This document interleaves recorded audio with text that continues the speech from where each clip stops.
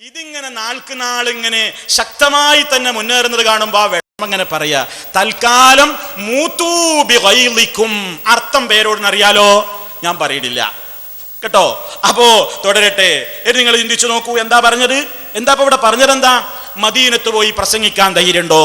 പറയട്ടെ, പേരോട് ശരിക്ക് എഴുതി വെച്ചോ പേരോടെ. ഞാൻ പറഞ്ഞ അതേ വാചകം ഇവിടെ ഞാൻ പ്രസംഗിച്ചപ്പോൾ നിങ്ങൾ ക്ലിപ്പിൽ കേൾപ്പിച്ച അതേ വാചകം ഞാൻ മദീനയിൽ പോയി സംസാരിക്കാൻ തയ്യാറാണ്. നിങ്ങളുടെ വെല്ലുവിളി സ്വീകരിച്ചിരിക്കുന്നു. മദീനയിൽ പോയി സംസാരിക്കാൻ തയ്യാറാണ്. അവിടെയും ഇവിടെയും ഇരുന്ന് നിങ്ങളെപ്പോലെ സ്വകാര്യ റൂമെന്നല്ല, അവിടെ പോയിട്ട് മദീനയിലെ അവിടുത്തെ ഔദ്യോഗികമായ ഭരണകൂടത്തിന്റെ സമ്മത പത്രത്തോടെ പ്രസംഗിക്കാൻ തയ്യാറാണ്. മദീനയിൽ അത് കേൾക്കാൻ വരാൻ പേരോട് തയ്യാറുണ്ടോ? വെല്ലുവിളിക്കുന്നു, വരണം. എന്നാ വരുന്നത് ഡേറ്റ് അറിയിക്കണം. മദീനത്തുനിന്ന് പ്രസംഗിക്കോ? എവിടുന്നും പ്രസംഗിക്കും. മദീനയിൽ നിന്ന് പ്രസംഗിക്കും, ഔദ്യോഗികമായി തന്നെ പ്രസംഗിച്ചിട്ടുമുണ്ട്. നിങ്ങൾക്കറിയില്ലേ, അവിടെയുള്ള ഉലമായിന്റെ ഫത്വ തന്നെ അതല്ലേ? ജാറം അത് അനിസ്ലാമികമാണ്. കൃത്യമായവർ. ഞാൻ എന്താ ഇവിടെ പറഞ്ഞത്? ഞാൻ മദീനത്തെ ജാറത്തിലേക്ക് നിങ്ങൾ ഇങ്ങനെ ക്ലിപ്പിലിട്ട് കാണിച്ച മാതിരി മദീനത്തെ പള്ളി ഇങ്ങനെ കാണിക്കുക, എന്നിട്ട് ആ ജാറം ജൂതന്റേതാണ് എന്ന് ഞാൻ പറഞ്ഞോ? നിങ്ങൾ എന്റെ പേരിൽ പച്ചക്കള്ളം പറഞ്ഞതാണ്. ഞാൻ അങ്ങനെ പ്രസംഗിച്ചിട്ടില്ല. ഞാൻ പറഞ്ഞ വാചകം എന്താ? നിങ്ങൾ എന്നെ കേൾപ്പിച്ചല്ലോ. ജൂതക്രിസ്തീയ നടപടിയാണ് ജാറമുണ്ടാക്കലും കെട്ടിപ്പടുക്കലും എന്ന് നിങ്ങളവിടെ മുറിച്ചുകൊണ്ട് പറഞ്ഞു. അതേ വാചകം ഞാൻ മദീനത്തിനൊന്ന് പ്രസംഗിക്കാം ഇൻഷാ അല്ലാ. തിരിച്ചൊന്ന് ചോദിക്കട്ടെ, ഇങ്ങനെ ജാറം കെട്ടിപ്പടുക്കലും കുമ്മായമിടലും അതിന്മേൽ ഇങ്ങനെ പൂമൂടലും വിളക്ക് കൊളുത്തലും അവിടെ തവാഫ് ചെയ്യലും അതുമായി നിങ്ങൾ എന്തൊക്കെ ചെയ്യാറുണ്ടോ ആ കാര്യങ്ങളൊക്കെ ഇസ്ലാമികമാണെന്ന് മദീനയിൽ വെച്ച് പ്രസംഗിക്കാൻ പേരോടിനെ വെല്ലുവിളിക്കുന്നു. ധൈര്യമുണ്ടോ? അതല്ലേ കേൾക്കേണ്ടത്, അതല്ലേ കാണേണ്ടത്. നിങ്ങൾ നിങ്ങളത് മനസ്സിലാക്കണം. മദീനയിൽ എവിടെ ആ ജാറം? മദീനയിൽ ജാറുണ്ടോ? നിങ്ങൾ കാണിക്കുന്ന ഒരു ഖുബ്ബ, ഞാൻ പറഞ്ഞില്ലേ, അത് ആരുണ്ടാക്കിയതാണ്? അഷ്റഫുൽ ഖൽഖ് സല്ലല്ലാഹു അലൈഹി വസല്ലം. അവിടെ അന്ത്യവിശ്രമം കൊള്ളുന്നു ഞങ്ങളുടെ നേതാവ് ഹബീബുനാ മുഹമ്മദുർ റസൂലുള്ളാഹി സല്ലല്ലാഹു അലൈഹി വസല്ലം. ഞങ്ങളുടെ കരളിന്റെ കഷ്ണം, ഞങ്ങൾ ഏറ്റവും കൂടുതൽ സ്നേഹിക്കുന്ന, ജീവനേക്കാൾ സ്നേഹിക്കുന്ന ഞങ്ങളുടെ പുന്നാര നേതാവ് അവിടെയാണ് ഖബറുള്ളത്. അവിടെ അബൂബക്കർ സിദ്ദീഖ് റളിയല്ലാഹു അൻഹുവിന്റെയും ഖബറുണ്ട്, ഉമർ ഖത്താബ് റളിയല്ലാഹു അൻഹുവിന്റെയും ഖബറുണ്ട്. അതെന്തേ പൊതു മഖ്ബറയിലാവാതെ ആ വീട്ടിൻ്റെ അകത്ത് നബി സല്ലല്ലാഹു അലൈഹി വസല്ലം വഫാത്തായി കിടന്ന ആയിഷ റളിയല്ലാഹു തആല അൻഹയുടെ അതേ റൂമിൽ തന്നെ ആ ഖബർ എങ്ങനെ വന്നു എന്ന് തെളിവിന്റെ വെളിച്ചത്തിൽ ഇവിടെ വെച്ച് പലവരും പറഞ്ഞതാണല്ലോ. പിന്നെ അന്ന് കാലത്താണ് അത് പുറത്തു നിന്ന് പള്ളിക്കകത്തേക്ക് മാറ്റിയതെന്നും അതുപോലെ തന്നെ അവിടെ കുബ്ബയെന്നുണ്ടാക്കിയെന്നുമൊക്കെ പറഞ്ഞതാണ്. അപ്പൊ നിങ്ങൾ പറയും പോലെയുള്ള ഒരു ജാറം മദീനയിലില്ല കേട്ടോ. ആ മദീനയിൽ നബി സല്ലല്ലാഹു അലൈഹി വസല്ലമിന്റെ ഖബർ എന്ന് പറഞ്ഞിട്ട് നിങ്ങൾ കുറെ ആ നിലക്കുള്ള ജാറങ്ങൾ കാണിച്ചിരുന്നില്ലേ? വെബ്സൈറ്റിൽ നിങ്ങൾ ചില ജാറങ്ങൾ കാണിച്ചിരുന്നില്ലേ? എവിടെ പോയി? അത് വെബ്സൈറ്റിൽ നിന്നും നിങ്ങളും പിൻവലിച്ചോ? പലരും പിൻവലിച്ചില്ലേ? എത്ര ജാറങ്ങളാണ് നിങ്ങൾ ഈ സമുദായത്തിൽ ഉണ്ടാക്കി കൊടുത്തത്? ഞങ്ങളുടെ നേതാവിന്റെ ഖബർ എങ്ങനെയായിരുന്നു? അതെത്ര ഉയരമായിരുന്നു? സിദ്ദീഖുൽ അക്ബർ റളിയല്ലാഹു അൻഹുവിന്റെ ഖബറും ഉമർ ഖത്താബ് റളിയല്ലാഹു അൻഹുവിന്റെ ഖബറും ഒക്കെ എത്ര ഉയരമാണ് ഉണ്ടായിരുന്നതെന്ന് അക്കാലത്തത് കണ്ട മഹാന്മാർ കൃത്യമായി രേഖപ്പെടുത്തിയിട്ടുണ്ട്. അത് കണ്ടവരെന്ന് പറഞ്ഞിട്ടുണ്ട്. ഭൂമിയിൽ നിന്നും ഒരു ചാൺ ഉയരത്തിലാണ് ഞങ്ങൾ അതിനെ കണ്ടത് എന്ന് കൃത്യമായി ആ തെളിവും കഴിഞ്ഞ പ്രസംഗങ്ങളിലൊക്കെ ഞാൻ ഇവിടെ ഉദ്ധരിച്ചതാണ്. നബി സല്ലല്ലാഹു അലൈഹി വസല്ലമിന്റെ ഒറിജിനൽ ഖബർ അവിടെ നിങ്ങൾ പറയുന്ന ഈ ജാറൊന്നും അവിടെ ഇല്ല. നബി സല്ലല്ലാഹു അലൈഹി വസല്ലം വഫാത്തായിട്ട് അവിടുത്തെ മറമാടപ്പെട്ടിട്ടുള്ള ശറഫാക്കപ്പെട്ട ആ ഖബർ അതെങ്ങനെയാണ് ഞങ്ങൾക്ക് അറിയാം. നിങ്ങൾ കണ്ടുണോ മൗലവി? ചോദിക്കണ്ട. കണ്ടവര് പറയുന്നത് പറഞ്ഞിട്ട് അത് കേട്ടവര് എഴുതി വെച്ചത് ഞങ്ങൾ കേട്ടിട്ടുണ്ട്, വായിച്ചിട്ടുണ്ട്. ആരാ പറഞ്ഞത്? ആരാത് കണ്ടവര്? നബി സല്ലല്ലാഹു അലൈഹി വസല്ലമിൽ നിന്ന് ദീന് പഠിച്ച സഹാബിമാര്, ആ സഹാബിമാരിൽ നിന്ന് ദീന് പഠിച്ച താബിഈങ്ങൾ റളിയല്ലാഹു അൻഹും ആ മഹത്തുക്കളാ ഞങ്ങളോട് പറഞ്ഞത്. എന്താ അവര് പറഞ്ഞതെന്നോ? നബി സല്ലല്ലാഹു അലൈഹി വസല്ലമിന്റെ ഖബറിന്റെ ഒറിജിനൽ രൂപം കേട്ടോളൂ. അബൂദാവൂദ് അവിടുത്തെ സഹീഹില്ലതാ സഹീഹായ പരമ്പരയോടുകൂടി ഉദ്ധരിക്കുകയാണ്. ഖാസിം ഇബ്നു മുഹമ്മദ് ഇബ്നു അബീ ബക്കർ എന്ന് പറയുന്ന മഹാൻ അദ്ദേഹം പറയുകയാണ്, ആയിഷ റളിയല്ലാഹു തആല അൻഹാ ജീവിച്ചിരിക്കുന്ന കാലത്താണ് നബി തങ്ങളുടെ ഭാര്യ, നമ്മുടെയൊക്കെ പ്രിയപ്പെട്ട ഉമ്മ ആയിഷ റളിയല്ലാഹു അൻഹാ അവർ മരിച്ചിട്ടില്ല, അവർ ജീവിച്ചിരിക്കുന്ന കാലത്തതാ ഖാസിം റളിയല്ലാഹു അൻഹു കയറി ചെന്നുകൊണ്ട് ചോദിക്കുന്നു, യാ ഉമ്മ, ഓ ഉമ്മ, ഇക്ഷിഫീ ലി അൻ ഖബരി നബി സല്ലല്ലാഹു അലൈഹി വസല്ലം വസാഹിബൈഹി റളിയല്ലാഹു അൻഹുമാ. ഇതിനേക്കാൾ ആധികാരികമായി റസൂൽ സല്ലല്ലാഹു അലൈഹി വസല്ലമിന്റെ ഖബറിന്റെ ആദ്യകാല രൂപം പറയാൻ ആർക്കാ കഴിയുക? മുത്ത് മുസ്തഫ സല്ലല്ലാഹു അലൈഹി വസല്ലമിന്റെ പ്രിയപ്പെട്ട പത്നി നമ്മുടെ ഉമ്മ ആയിഷ റളിയല്ലാഹു തആല അൻഹയുടെ വീട്ടിൽ നബി സല്ലല്ലാഹു അലൈഹി വസല്ലം കഴിഞ്ഞുകൊണ്ടിരുന്ന ദിവസത്തിലല്ലേ വഫാത്ത് നടന്നത്. അതുകൊണ്ടല്ലേ അവിടുത്തെ ഖബർ ആയിഷ ഉമ്മ ബീവിയുടെ വീട്ടിന്റെ അകത്തെ റൂമിലാകാനും കാരണം അതല്ലേ. അങ്ങനെ അവിടെയാണ് ഖബറുള്ളത് എന്നതുകൊണ്ട് ഒരാൾക്ക് ഖബറിങ്കലേക്കാണ് കയറണമെങ്കിൽ ആയിഷ റളിയല്ലാഹു തആല അൻഹയുടെ വീടാണ്, റൂമാണ്, പെർമിഷൻ കിട്ടണ്ടേ, ഉമ്മയുടെ പെർമിഷൻ വേണ്ടേ. അതുകൊണ്ടതാ ഖാസിം റളിയല്ലാഹു അൻഹു അങ്ങോട്ട് കയറി ചെന്നിട്ട്, ഉമ്മ, എനിക്ക് നബി തങ്ങളുടെ ഖബറൊന്ന് കാണിച്ചു തരൂ. അബൂബക്കർ സിദ്ദീഖിന്റെയും ഉമർ ഖത്താബ് റളിയല്ലാഹു അൻഹുമാ, അവരുടെയും അബൂബക്കറിന്റെയും ഉമറിന്റെയും റളിയല്ലാഹു അൻഹുമാ, അവരുടെ രണ്ടാളുടെയും ഖബറും ഒന്ന് കാണിച്ചു തരൂ. ഫകശഫത് ലീ അൻ സലാസതി ഖുബൂർ ലാ മുശ്രിഫത്തിൻ വലാ ലാത്തിയത്തിൻ മബ്തൂഹത്തിൻ ബിബത്ഹാൽ അർസത്തിൽ ഹംറാ. അതായത് വിശദീകരണം വഴിയേ വരുന്നുണ്ട്. എനിക്ക് ഉമ്മ 3 ഖബറുകളും അങ്ങ് കാണിച്ചു തന്നു. കണ്ട ഈ വ്യക്തി പറയുന്നത് എന്താണ്? അതങ്ങ് ഉയർത്തപ്പെട്ടിട്ടില്ല, എന്നാൽ ഭൂമിയോട് ഇങ്ങനെ സമനിരപ്പിലുമാക്കിയിട്ടില്ല. അതായത് ലാ മുർത്തഫിയത്തൻ കസീറ, വളരെ ഉയർന്ന നിലക്കല്ല, ഭൂമിയിൽ അങ്ങനെ പറ്റിക്കിടക്കുന്ന നിലക്കുമല്ല. അങ്ങനെ ഉയർന്ന നിലക്കല്ല എന്ന് പറയുമ്പോ എത്ര ഉയരമുണ്ട്, എത്രയായിരിക്കും ഉയരം എന്ന് തെറ്റിദ്ധരിക്കണ്ട. നിങ്ങൾ ചിന്തിച്ചു നോക്കൂ. മറ്റു റിപ്പോർട്ടുകളിലും അതുപോലെ തന്നെ ഈ ഹദീസുകളെ പറ്റി തന്നെ മഹാന്മാരായ പണ്ഡിതന്മാർ പഠിച്ചറിഞ്ഞുകൊണ്ട് അവർ എഴുതിയെടുത്തുമൊക്കെ അവർ പറയുന്നുണ്ട്, അത് ഞങ്ങൾ കണ്ട നേരത്ത് ഖദറ ശിബിരിൻ, ഭൂമിയിൽ നിന്ന് ഒരു ചാണ് ഉയരമാ ഞങ്ങൾ കണ്ടത്, ഒരു ചാണ് ഉയരമാ ഞങ്ങൾ കണ്ടത്. മുത്ത് മുസ്തഫയുടെ ഖബറിനെ, സിദ്ദീഖുൽ അക്ബർ തങ്ങളുടെ ഖബറിനെ, ഉമർ ഖത്താബ് റളിയല്ലാഹു അൻഹുവിന്റെ ഖബറിനെ കണ്ട ഖാസിം റളിയല്ലാഹു തആല അൻഹു പറയാണ്, ചിന്തിച്ചു നോക്കൂ, ഇതിനേക്കാൾ ഒരു ആധികാരികമായ രേഖ ഖബർ കണ്ട മഹാന്മാര് പറഞ്ഞു തരുമ്പോ നിങ്ങൾ എന്തെങ്കിലും ഒരു കോലമുണ്ടാക്കിയിട്ട് അതിന്മേലിങ്ങനെ പുതപ്പും പുതപ്പിച്ചിട്ട് വലിയ വിളക്കും കത്തിച്ചിട്ട് നെറ്റിലൂടെയും പത്രങ്ങളിലൂടെയും ഒക്കെ പരസ്യം കൊടുത്താൽ അത് ഒറിജിനൽ ഖബറാകുമോ മുസ്ലിമേ? അത് ഒറിജിനൽ ഞങ്ങളെ നേതാവിന്റെ അന്ത്യവിശ്രമ കേന്ദ്രമാകുമോ? ഇല്ല കേട്ടോ, അത് സമ്മതിക്കാൻ ഞങ്ങളെ കിട്ടില്ല. അവിടുത്തെ ഖബർ കണ്ട ആ കാലത്തെ ആളുകൾ ഉമ്മ തന്നെ കാണിച്ചു കൊടുത്തപ്പോ സഹാബിമാരിൽ നിന്ന് ദീന് പഠിച്ച താബിഈങ്ങൾ അവരത് കണ്ടത് രേഖപ്പെടുത്തി പോയി. മാത്രമല്ല, നിങ്ങൾ ചിന്തിച്ചു നോക്കൂ, ഇമാം നവവി തന്നെ എന്താ പറഞ്ഞത്? ഇന്ന സുന്നത അന്നൽ ഖബറ ലാ യുർഫഉ അലൽ അർദി റഫ്അൻ കസീറാ വലാ യുസന്നമു ബൽ യുർഫഉ നഹ്വ ശിബിരിൻ വയുസത്തഹു വഹദാ മദ്ഹബു ശാഫിഈ വമൻ വാഫഖഹു. സുന്നത്ത് എന്താണ്? ഖബറിന്റെ എന്താ സുന്നത്ത്? ഭൂമിയിൽ നിന്ന് അത് വല്ലാതെ ഉയർത്താൻ പാടില്ല, മുകൾ ഭാഗം ഇങ്ങനെ കൂർപ്പിച്ച് നിർത്താനും പാടില്ല, മറിച്ച് അങ്ങനെ ഉയർത്തപ്പെടണം. എത്രയാണ് ഉയർത്തപ്പെടേണ്ടത്?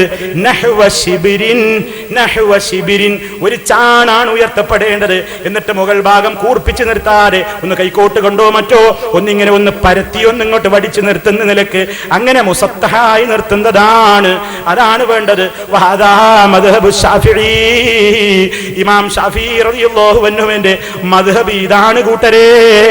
വമൻ വാഫഖഹു, അദ്ദേഹത്തോട് യോജിച്ചവരുടെയും അഭിപ്രായം ഇതാണ് കേട്ടോ. ഇത് നവവി ഇമാം അവിടുത്തെ ശറഹ് മുസ്ലിമിൽ എഴുതുന്നില്ലേ? ഷാഫി ഇമാം തന്നെയും പറയുന്നത് എന്താണ്? മക്കയിലെ ഭരണാധികാരികളെ ഞാൻ കണ്ടു, യഅ്മുറൂന ബിഹദ്മി മാ യുബ്നാ, കെട്ടിടങ്ങളെ, ഖബറിന്റെ മീതെയുള്ള കെട്ടിടങ്ങളെ പൊളിച്ചു നീക്കാൻ കൽപ്പിക്കുന്നതായി ഞാൻ കാണുകയുണ്ടായി. അത് ശരിയാണെന്ന് തോന്നാൻ കാരണം എന്താ? ഹദീസിൽ തന്നെ ഇല്ലേ, വലാ ഖബറൻ മുശ്രിഫൻ ഇല്ലാ സവൈതഹു, ഒരു പൊങ്ങി നിൽക്കുന്ന ഖബറുകളെയും നിങ്ങൾ നിരപ്പാക്കാതെ വിടരുത്.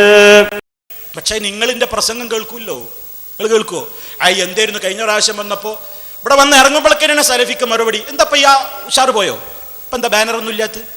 പെട്ടെന്നല്ല മറുപടി, നിങ്ങൾ ഉടനെ പറയലല്ലേ. നിങ്ങൾക്ക് കേസറ്റ് ഒന്നും കേൾക്കേണ്ട, നിങ്ങൾക്ക് എല്ലാം കൃത്യമായിട്ട് അങ്ങോട്ട് നേരത്തെ വിവരം നേരത്തെ അങ്ങോട്ട് തയ്യാറാക്കി വെക്കുക. അപ്പോ നിങ്ങൾ ഈ കാര്യങ്ങളൊന്നും നിങ്ങൾ കേൾക്കുന്നില്ലല്ലോ, നിങ്ങളത് മനസ്സിലാക്കുന്നില്ലല്ലോ. ഈ അടിസ്ഥാനത്തിലാണ് നിങ്ങൾ ഓരോ കാര്യങ്ങളും പറഞ്ഞുകൊണ്ടിരിക്കുന്നത്. അപ്പോ നമ്മൾ മനസ്സിലാക്കുക, മദീനയിൽ ചൂണ്ടിയിട്ട് നിങ്ങൾ വികാരമിളക്കിയിടാക്കാൻ നോക്കേണ്ടതില്ല. അതിന്റെ ചരിത്രങ്ങൾ ഞാൻ ഇവിടെ പറഞ്ഞിട്ടില്ലേ? നിങ്ങൾക്ക് തെളിയിക്കാൻ കഴിയോ സ്വഹാബത്താണ് അത് ഉണ്ടാക്കിയതെന്ന്? അല്ലെങ്കിൽ താബീയങ്ങളാണ് ഉണ്ടാക്കിയത്, താബീയങ്ങളാണ് ഉണ്ടാക്കിയത്, ഇമാമിയങ്ങളാണ് ഉണ്ടാക്കിയത്? നിങ്ങൾക്ക് തെളിയിക്കാൻ കഴിയോ? ഏത് നൂറ്റാണ്ടിൽ ആരുണ്ടാക്കി ആ കുബ്ബ എന്ന് കൃത്യമായി ഇവിടെ വെച്ച് തന്നെ തെളിയിക്കപ്പെട്ട് കഴിഞ്ഞതാണ്. നിങ്ങൾ ചിലയിടത്തൊക്കെ നിങ്ങളുടെ ചില ആളുകൾ കമ്പനി എഴുതിയിട്ടുണ്ട് അത് സ്വഹാബത്തിന്റെ കാലത്ത് തന്നെ ഉണ്ട് എന്ന്. ശുദ്ധകളമാണത്, തെളിയിക്കാൻ നിങ്ങളെ കൊണ്ട് സാധ്യമല്ല. അത് എന്നുണ്ടായി എന്ന കൊല്ലം വർഷമൊക്കെ ഇവിടെ പ്രസംഗിച്ചിട്ടുണ്ട്. നിങ്ങളത് കേട്ടിട്ട് അതിനെ സംബന്ധിച്ച് നിങ്ങൾക്ക് എന്താണ് മറുപടി പറയാനുള്ളതെങ്കിൽ നിങ്ങൾ മറുപടി പറയണം. അപ്പോ മദീനത്ത് പോയിട്ട് പ്രസംഗിക്കാൻ പറ്റുമോ? മൗലൈമാര് ചേച്ചട്ടി എന്ന് പറഞ്ഞാൽ പോരാ, സർവ്വസ്ഥലത്തൊന്നും പ്രസംഗിക്കും മൗലൈമാരെ എന്ന് പറഞ്ഞിട്ട് മൗലൈമാരുടെ പേരിൽ പച്ചക്കള്ളം പറഞ്ഞത് കൊണ്ടായില്ല, ഉള്ളത് പറഞ്ഞാൽ മതി. നിങ്ങളോട് വളരെ ഗൗരവത്തോടുകൂടെ അന്നും ചോദിച്ചില്ലേ, ഈ മക്ബറകളുമായി ബന്ധപ്പെട്ടുകൊണ്ട് നിങ്ങൾ ഒരുപാട് തോന്നിവാസങ്ങൾ ചെയ്യുന്നുണ്ട്. നിങ്ങൾ മക്ബറയുടെ സിയാറത്ത് എന്ന പേരിൽ നിങ്ങൾ അവിടെ ഉറൂസ് കഴിക്കുന്നുണ്ട്, നിങ്ങൾ മുട്ടും വിളി നടത്തുന്നുണ്ട്, ചെണ്ട മുട്ടുന്നുണ്ട്, കുഴൽ വിളിക്കുന്നുണ്ട്, നിങ്ങൾ അവിടെ പല രൂപത്തിലുള്ള പ്രവർത്തനങ്ങളും ചെയ്യുന്നുണ്ട്, ജാറം മൂടുന്നുണ്ട്. അങ്ങനെയൊക്കെ പറഞ്ഞു. ആണ്ട് നേർച്ചയുടെ സീനുകൾ പോലും നമ്മൾ ഇവിടെ കാണിച്ചു. എത്ര തവണ കാണിച്ചു? മൂപ്പര് പറഞ്ഞു എന്താണ് ആണ്ട് നേർച്ച എന്ന് പറഞ്ഞപ്പോ എന്താണ്? ഹജ്ജന്നവർ അന്താരാഷ്ട്ര ആണ്ട് നേർച്ചയല്ലേ? ഹജ്ജന്ന ഒരാണ്ട് നേർച്ച. അപ്പൊ മദീനത്തുനിന്ന് മക്കത്തുനിന്നൊക്കെ മൂപ്പരെ കണ്ടപ്പോ ആൾക്കാർക്ക് ചോദിക്കാം, ഉസ്താദ് ആണ്ട് നേർച്ചക്ക് വന്നതാവല്ലേ, ചോറൊക്കെ കൊണ്ടുപോകാനല്ലേ, ആണ്ട് നേർച്ചക്ക് വന്നതാവുമല്ലേ? മിനായിൽ കണ്ടാ ചോദിക്കാം, കൊടികുത്തിന് വന്നതാവുമല്ലേ? കാരണം എന്താ? കൊടികുത്ത് നേർച്ചക്ക് എന്താ? ആ മിനായിൽ ഏത് രാഷ്ട്രത്തിന്റെ കൊടിയാ കുത്താത്തത് എന്ന ഏറ്റവും വലിയ യുക്തിഭദ്രമായ വലിയ ഇൽമുള്ള പ്രിൻസിപ്പാളുടെ ചോദ്യം ലോകം കേട്ട് ഞെട്ടിത്തെറിച്ചതാണ്. ഞാൻ മൂപ്പരോടൊരിക്കൽ ചോദിച്ചിരുന്നു, കൊടികുത്ത് നേർച്ചയുണ്ടോ? മക്കയിലും മദീനയിലുമൊക്കെ കൊടികുത്ത് നേർച്ചയുണ്ടോ എന്ന് ചോദിച്ചപ്പോ എന്താണ് ഈ പേരോട് കൊടുത്ത മറുപടി എന്ന് നിങ്ങൾ ഒന്നുകൂടി കേട്ടോളൂ. കൊടികുത്തലുണ്ടോ? എല്ലാ രാഷ്ട്രത്തിന്റെയും കൊടി മിനായിലും അറഫയിലും കുത്തലില്ലേ? ഏത് രാഷ്ട്രത്തിന്റെ കൊടിയാ കുത്താത്തത്? എല്ലാ രാഷ്ട്രത്തിന്റെയും കൊടി കുത്താറില്ലേ? കേട്ടോ, എല്ലാ രാജ്യത്തിന്റെ കൊടിയും മിനായിൽ കുത്താറില്ലേ? കേട്ടോ, അപ്പൊ കൊല്ലത്തെ കൊടികുത്തിപ്പ കഴിഞ്ഞിട്ടേ ഉള്ളൂ.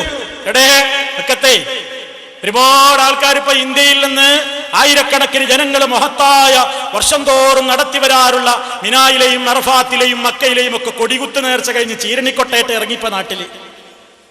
ഇയാളുടെ ഭാഷയിൽ എന്തും പറയാനുള്ള ഒരു തൊലിക്കെട്ടി.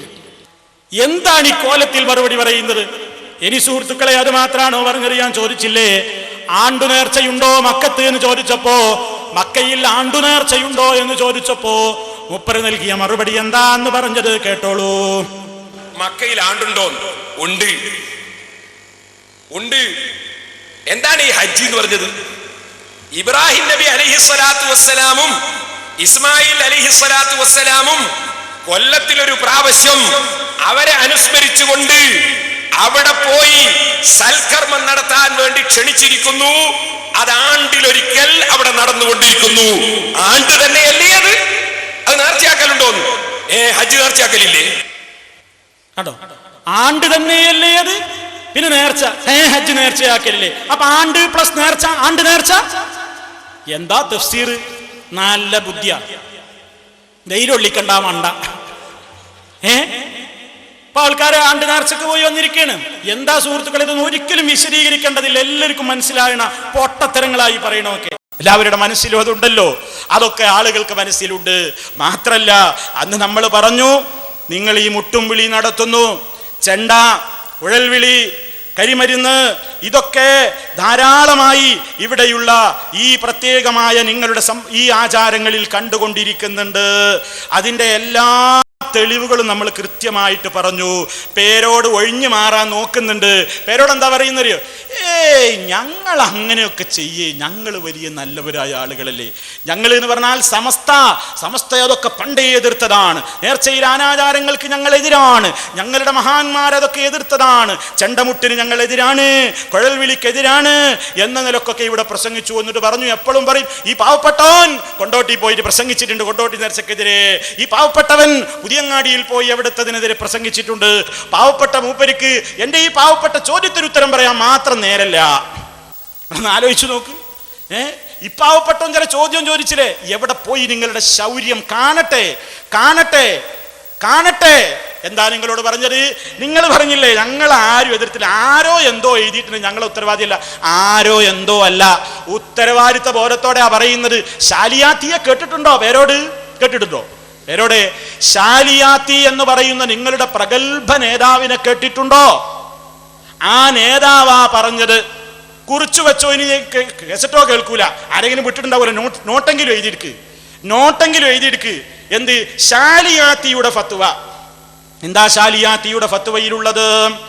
കേൾപ്പിക്കാം. ചെണ്ടമുട്ട്, കൂബത്ത്, ബ്രാക്കറ്റിൽ തുടി ഒഴികെയുള്ള എല്ലാ ചെണ്ടമുട്ടുകളും ഹലാലാണെന്നതിൽ റാഫിഈ ഇമാമും നവവി ഇമാമും ഒത്തിരിക്കുന്നു എന്ന് മിൻഹാജിലും അതിൻ്റെ ശർഹായ തുഹ്ഫ, നിഹായ, മുഗ്നി, സിറാജുൽ വഹാജ് മുതലായവകളിലും പറഞ്ഞിരിക്കുന്നു. അപ്പം ഞാനിതിൽ ഉള്ളതുപോലെയാണ് വായിക്കുകയാണെങ്കിൽ, ഞാൻ മുമ്പൊരിക്കൽ അങ്ങനെ ചെയ്തിരുന്നു. ഉള്ളതുപോലെ ഒരു പുസ്തകത്തിന് ഞാനാണ് വായിച്ചു. ആകെ തെറ്റായി എഴുതിയിട്ടുള്ളത്. ഞാനൊരു രസത്തിനാ ഉള്ളതുപോലെ വായിച്ചു. ആ ഉള്ളതുപോലെ ഇവിടെ വായിക്കുകയാണെങ്കിൽ ഇവിടെ എന്താണെന്നറിയോ?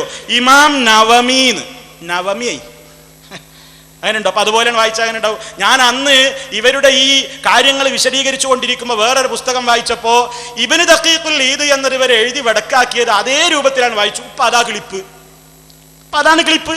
എന്താ പറയുക? ഈ മൗലവി എന്തൊരു വിവരം കെട്ട മൗലവിയാന്നും പറഞ്ഞിട്ട് കേൾപ്പിക്കുന്നത് എന്താ? കണ്ടോ, ഈ ഇബ്നു ദഖീഖുൽ ഈദ് എന്ന് വരെ വായിക്കാൻ അറിയാത്ത ജാഹിലാണ്. ജഹാലത്ത് നിങ്ങൾക്ക് എഴുതി വിടാല്ലേ? ജഹാലത്ത് എഴുതി വിടാം. നമ്മൾ എന്നിട്ട് അതേപോലെയാണ് വായിച്ചാലോ? കാരണം ഞങ്ങൾ അങ്ങനെ എഴുതിയിട്ടില്ല എന്നാവും അല്ലെങ്കിൽ പിന്നെ പറയാം. അപ്പൊ അത് അതേപോലെയാണ് വായിച്ചതാ. അതുകൊണ്ടാണ് ഇപ്പൊ എന്ത് പറയും, നവമി എന്ന് വായിക്കുന്നില്ല, നവവി. മനസ്സിലായില്ലേ? അപ്പോ അതൊന്നുമല്ല വിഷയം. ഓരോന്ന് മൂപ്പരിങ്ങനെ വിഷയത്തിൽ നിന്ന് അങ്ങനെ തെന്നി മാറാൻ വേണ്ടിയിട്ട് ഇടയ്ക്ക് ഓരോന്ന് വേറെ റൂട്ടാണ് തിരിക്കും. ഇന്നലെ പറഞ്ഞതുപോലെ. അപ്പോ ശരിക്ക് പഠിച്ചു വെച്ചോ, ശാലിയാത്തി ആ ഫത്വ കൊടുത്തിരിക്കുന്നത് നിങ്ങൾക്ക് തള്ളാൻ ധൈര്യമുണ്ടോ? നിങ്ങൾ പറഞ്ഞല്ലോ ഞങ്ങൾ അതിനെതിരാണ്. നിങ്ങൾ പറഞ്ഞു സമസ്തയിലെ പല ആലിമീങ്ങളും ഇതിനെ എതിർത്തിട്ടുണ്ട്. എന്നാ നിങ്ങൾക്കറിയോ, എതിർത്തോരെ കുന്നിക്ക് പിടിച്ച് സമസ്തന്ന് പുറത്ത് കിട്ടിട്ടുണ്ട്. നിങ്ങൾ അറിഞ്ഞിട്ടില്ലേ? നിങ്ങൾ മനസ്സിലാക്കിയിട്ടില്ലേ? അപ്പൊ ശാലിയാത്തിയുടെ ഫത്വ വായിച്ചിട്ട് ഞാൻ പറഞ്ഞുതരാം. ഇപ്പൊ ചെണ്ടമുട്ടിന്റെ കാര്യം പറഞ്ഞില്ലേ, തുടി അല്ലാത്ത എല്ലാ ചെണ്ടകളും ഹലാലാണെന്നാണ് നിയമം എന്നും പറഞ്ഞിട്ടുണ്ട്. ഇനി അടുത്തത് കേട്ടോ, കുഴൽവിളിയിൽ ഉലമാക്കൾക്ക് അധികമായ അഭിപ്രായങ്ങളുണ്ട്. ഇമാം ഗസ്സാലിയെ തുടർന്ന് ഇമാം റാഫിഈ ബലപ്പെടുത്തിയതും ഇമാമുൽ ബുൽഖീനി തുടങ്ങിയവർ സമ്മതിച്ചതും സബാബത്ത്, യറാ എന്നീ കുഴലുകൾ വിളി ഹറാമാക്കേണ്ടതിന് രേഖക്ക് മതിയായ യാതൊരു ലക്ഷ്യവും ഇല്ലാത്തത് കൊണ്ട് അത് ഹലാലാണെന്നാണ് ഇപ്രകാരം മുഗ്നിയിലും ശർഹ് മൻഹജിലും പറഞ്ഞിരിക്കുന്നു. നിങ്ങൾ കേട്ടോ, അതിൻ്റെ അടിയിൽ പിന്നെ പറയുന്നു, അംബിയ, ഉലിയ എന്നീ മഹാന്മാരുടെ ഖബർ സിയാറത്തിന് കൊടികളോട് കൂടിയും ചെണ്ടകൾ മുട്ടിയും കുഴലുകൾ വിളിച്ചും പോകുന്നത് ഹറാമാണോ എന്ന് അല്ലാമ ശൈഖ് മുഹമ്മദുൽ ഖലീലി തങ്ങളോട് ചോദിച്ചതിന് ഇവകളിൽ ഒന്നും ശറയിൽ വിരോധിക്കപ്പെട്ടതല്ല എന്ന് മറുപടി പറഞ്ഞിരിക്കുന്നു. കരിമരുന്ന് പ്രയോഗം ഹറാമാണെന്ന വാദത്തെ ഗണ്ണിച്ചും ഹലാലാണെന്ന് സ്ഥാപിച്ചും കൊണ്ട് ശൈഖ് മുഹമ്മദ് മുഖ്താറുൽ ജാവി എന്ന മഹാന്റെ അസ്സവായിക്കുൽ മുഹരിക്ക് എന്ന ഗ്രന്ഥം പരിശോധിച്ചാൽ കാണാവുന്നതാണ്. ഇതൊക്കെ പറഞ്ഞിട്ട് പറയാണ്, എന്ന് ആരെങ്കിലും എന്നല്ല, ആരാണ് ഈ ഫത്വ കൊടുത്തത്? ശരിക്ക് പഠിച്ചോ, കുറിച്ച് വെച്ച് മറുപടി ഉണ്ടെങ്കിൽ പറയണേ. ആരാ പറയുന്നത് എന്ന് ശിഹാബുദ്ദീൻ അഹമ്മദ് കോയ ശാലിയാത്തി, ഹിജ്റ 1371 ശഅബാൻ 17. മേൽ ഫത്വയുടെ അറബിയിലുള്ള കോപ്പി മർഹൂം ശാലിയാത്തിയുടെ ദാറുൽ ഇഫ്താഉൽ അസ്ഹരിയ എന്ന കുത്തുബ് ഖാനയിൽ കാണാവുന്നതാണ്. നിങ്ങളൊന്നും മറുപടി പറഞ്ഞ ധൈര്യം ഉണ്ടെങ്കിൽ പറയും, പറയിൻ. ശാലിയാത്തിയുടെ ഫത്വ നിങ്ങൾ തള്ളുമോ? സുന്നി വോയിസിൽ നിന്നാണ് ഞാൻ വായിച്ച് കേൾപ്പിച്ചിട്ടുള്ളത്. ആരെങ്കിലും എഴുതിയതല്ല, നിങ്ങൾക്ക് ഉത്തരവാദിത്തമുള്ളതാണ്. സുന്നി വോയിസിലാണ് പറഞ്ഞത്. എന്നിട്ട് ഇവിടെ വന്നിട്ട് ടിയാൻ പ്രസംഗിക്കുന്നു. ചെണ്ട പാടില്ലെന്ന് ഞങ്ങൾ പണ്ടേ പറഞ്ഞതാണ്. അതുപോലെ തന്നെ ആ നിലക്ക് കുഴൽ വിളി പാടില്ലെന്ന് ഞങ്ങളൊക്കെ എന്നോ പ്രസംഗിക്കുന്നതാണ്. അതുകൊണ്ട് ആരെങ്കിലും എന്തെങ്കിലും എഴുതിയിട്ടുണ്ടെങ്കിൽ ഞങ്ങൾക്കത് ഉത്തരവാദിത്തമില്ല. ആരെങ്കിലുമാണോ? ആണെങ്കിൽ അത് പറയണം. അടുത്ത പ്രസംഗത്തിൽ നിങ്ങൾ പറഞ്ഞിട്ടല്ലാതെ നിങ്ങൾ ആ കാര്യത്തിൽ നിന്ന് ഒഴിവാകാൻ സമ്മതിക്കില്ല കേട്ടോ. ആവർത്തിച്ച് ഓർമ്മപ്പെടുത്തുന്നു. ശാലിയാത്തിയുടെ ഈ ഫത്വയെ സംബന്ധിച്ച് എന്തു പറയാനുണ്ട്? ഒന്നുകിൽ നിങ്ങൾ പറയണം ശാലിയാത്തി അങ്ങനെ പറഞ്ഞിട്ടില്ല, അല്ലെങ്കിൽ അങ്ങനെ പറഞ്ഞിട്ടുണ്ട്. അത് നിങ്ങൾ മനസ്സിലാക്കും പോലെയല്ല അതിൻ്റെ ആശയമെന്ന് രണ്ടാലൊന്ന് പറയണേ. കേൾക്കാൻ വലിയ ആഗ്രഹം കൊണ്ടാണ് ചോദിക്കുന്നത്. നിങ്ങളത് തള്ളുമോ? തള്ളാൻ ധൈര്യമുണ്ടോ? ശാലിയാത്തിയാ പറയുന്നത്. ഞങ്ങളത് എടുത്ത് കാണിച്ചപ്പോൾ ഞങ്ങളെ പേരിലിട്ടു നിങ്ങൾ, അല്ലേ? ഞങ്ങളാ അതൊക്കെ ചെയ്യുന്നത്. കേട്ടോ, ശിഷ്യൻ പേരോട് കേട്ടോ. ഉസ്താദിന്റെ മസല എന്താ? ഉസ്താദ് എന്താ പറഞ്ഞത്? ഉസ്താദ് പറയുന്നത് എന്താണ്? കാന്തപുരം AP അബൂബക്കർ മുസ്ലിയാരി മൂപ്പരിക്ക് ഈ വിഷയത്തിൽ എന്താണ് നയം കേട്ടോ. ഒരു പുസ്തകത്തിൽ അതാ ചെണ്ടകൊട്ട് എന്ന പേരിൽ തന്നെ ഒരു സബ് ടൈറ്റിൽ കാണാം. അതിൽ പറയുന്നു, നേർച്ചകളിൽ മാത്രമല്ല മറ്റു അവസരങ്ങളിലും ചില തരം ചെണ്ടകൊട്ട് അനുവദനീയമാണ്, സുന്നത്തില്ല. കണ്ടോ, നേർച്ചയിൽ മാത്രം പോരാ, പല അവസരങ്ങളിലും ചിലതരം ചെണ്ടകൊട്ട് അനുവദനീയാണ്, അല്ലേ? അപ്പൊ ചെണ്ട നിങ്ങൾക്ക് അനുവദനീയമാണല്ലേ? ഇനി അതാ വേറൊരാൾ വരുന്നു, മൂപ്പരും പറയുന്നു ആ ചെണ്ട കുഴപ്പമില്ല. നിങ്ങൾ കേട്ടോ, പഴയ കാലത്ത് ദഫ്, ചെണ്ട തുടങ്ങിയ സംഗീതോപകരണങ്ങൾ ചന്ദനക്കുട ഉത്സവങ്ങളിൽ യഥേഷ്ടം ഉപയോഗിക്കപ്പെട്ടിരിക്കുന്നു. ഇത് മതദൃഷ്ട്യാ അംഗീകരിക്കപ്പെട്ടതാണെന്ന് നാം മനസ്സിലാക്കിയതുമാണല്ലോ. കണ്ടോ, ഇത് മതദൃഷ്ട്യാ അംഗീകരിക്കപ്പെട്ടതാണെന്ന് നാം മനസ്സിലാക്കിയതുമാണല്ലോ എന്ന് അതാ തനിമ പബ്ലിക്കേഷൻസ് പ്രസിദ്ധീകരിച്ച സിനിമ എന്നൊരു പുസ്തകമുണ്ട്. അബൂബക്കർ ശെർവാനിക്ക് ആളവേരൊക്കെ പറഞ്ഞു തരാം. ആ പുസ്തകത്തിലും പറയുന്നു, നിങ്ങൾക്ക് കാണണോ? അതാ മറ്റൊരു വ്യക്തി, നിങ്ങളുടെ കാര്യപ്പെട്ട നേതാവ് SYSന്റെ സ്ഥാപക ജനറൽ സെക്രട്ടറിയാണ്. SYSന്റെ സ്ഥാപക സെക്രട്ടറിയാണ്. ആ സെക്രട്ടറി എഴുതുന്നത് കേട്ടോ, നിങ്ങളിവിടെ പറഞ്ഞില്ലേ ഈ കാര്യത്തെയൊക്കെ ഞങ്ങൾ പണ്ടേ എതിർത്തതാണ്. എതിർത്തവരുടെ ഗതി എന്തായി? ശ്രദ്ധിച്ചു കേട്ടോ, നിങ്ങൾ മനസ്സിലാക്കിക്കോ. 1951 ഔലിയാക്കൾ, ശുഹദാക്കൾ, സാലിഹീങ്ങൾ തുടങ്ങിയവരുടെ മക്ബറകളിൽ നടത്തി വരാറുള്ള ആണ്ട് നേർച്ചയെ കുറിച്ച് വടകര വെച്ച് സമസ്ത മുശാവറ ഒരു തീരുമാനമെടുത്തു.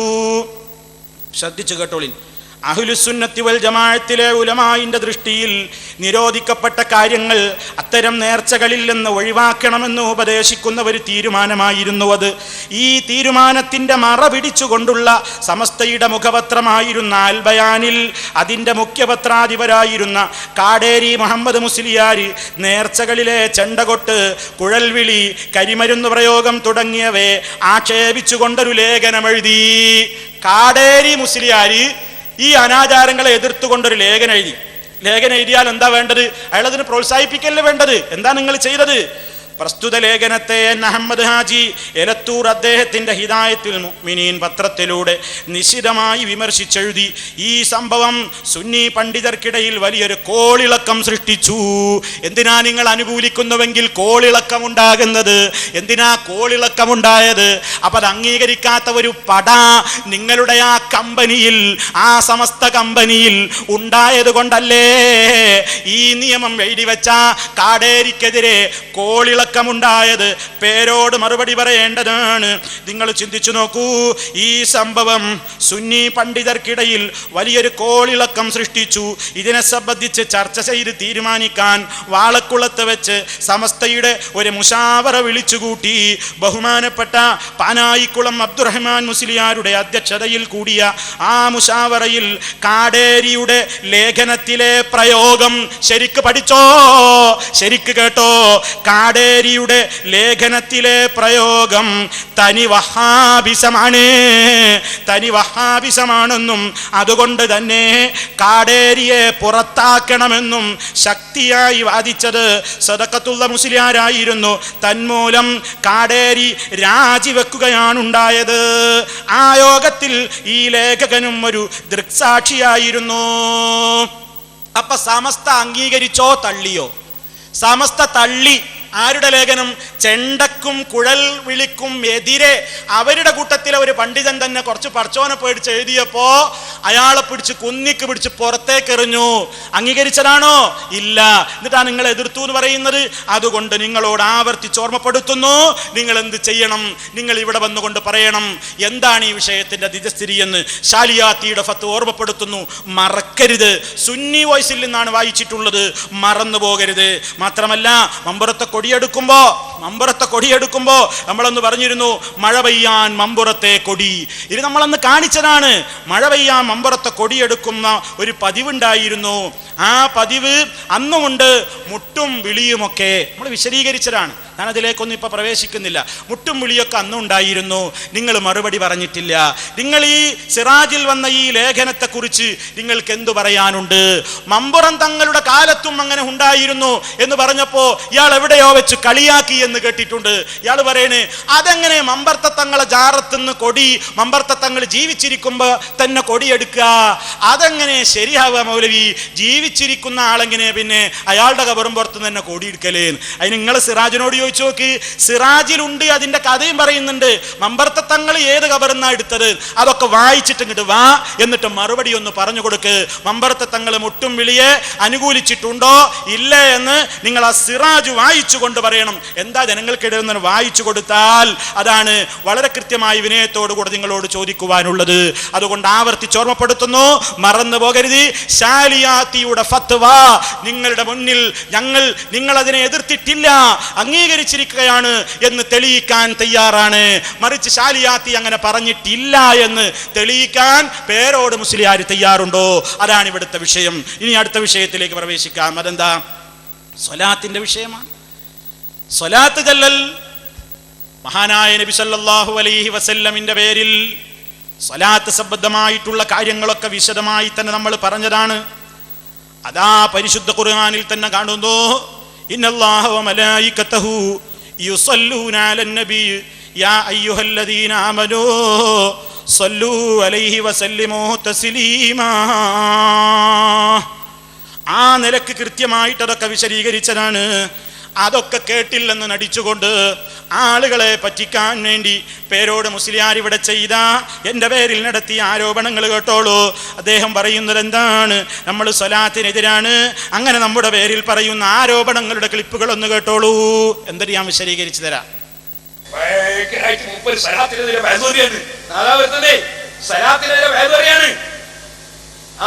കണ്ടോ, സ്വലാത്തിനെതിരെ നാദാപുരത്തുനിന്ന് വയലു പറയാണ്. നാദാപുരത്തുനിന്ന് സ്വലാത്തിനെതിരെ വയലു പറയാണ്. ഒരാരോപണം. അടുത്തത് കേൾപ്പിക്കൂ. ഞങ്ങൾക്കറിയാം ഞങ്ങളെ നേതാവിന്റെ സലാത്ത് നിങ്ങൾക്ക് പിടിക്കൂല. ഞങ്ങൾക്കറിയാം ഞങ്ങളെ നേതാവിന്റെ സലാത്ത് നിങ്ങൾക്ക് പിടിക്കൂല. ഞങ്ങൾക്കറിയാം ഞങ്ങളെ നേതാവിന്റെ സലാത്ത് നിങ്ങൾക്ക് പിടിക്കൂല. കണ്ടോ, ഞങ്ങളെ നേതാവിന്റെ സലാത്ത് നിങ്ങൾക്ക് പിടിക്കൂല, അത് ഞങ്ങൾക്കറിയാന്ന്. കണ്ടോ, നുണ പറയാണ്. നമ്മൾ എതിർത്തിട്ടുണ്ടോ? വരുന്നുണ്ട്. മൂന്നാമത്തെ ആരോപണം കേട്ടോളൂ. അല്ലാഹുവിന്റെ റസൂലിന്റെ പേരിലുള്ള സലാത്ത് മുഴുവനും മുടക്കാനായി ഇവർ നടക്കുക. അല്ലാഹുവിന്റെ റസൂലിന്റെ പേരിലുള്ള സലാത്ത് മുഴുവനും മുടക്കാനായി ഇവർ നടക്കുക. അള്ളാന്റെ റസൂലിന്റെ പേരിലുള്ള സ്വലാത്ത് മുഴുവനും മുടക്കാനാണ് ഇവർ നടക്കുന്നത്. ശുദ്ധ അസംബന്ധം. എന്താ പറയേണ്ടത്? നിങ്ങൾ പറയണ ഭാഷയിൽ പാച്ചക്കള്ളം എന്നാ പറയാറ് അല്ലേ? പാച്ച. എന്നാലോചിച്ച് നോക്കൂ നിങ്ങൾ.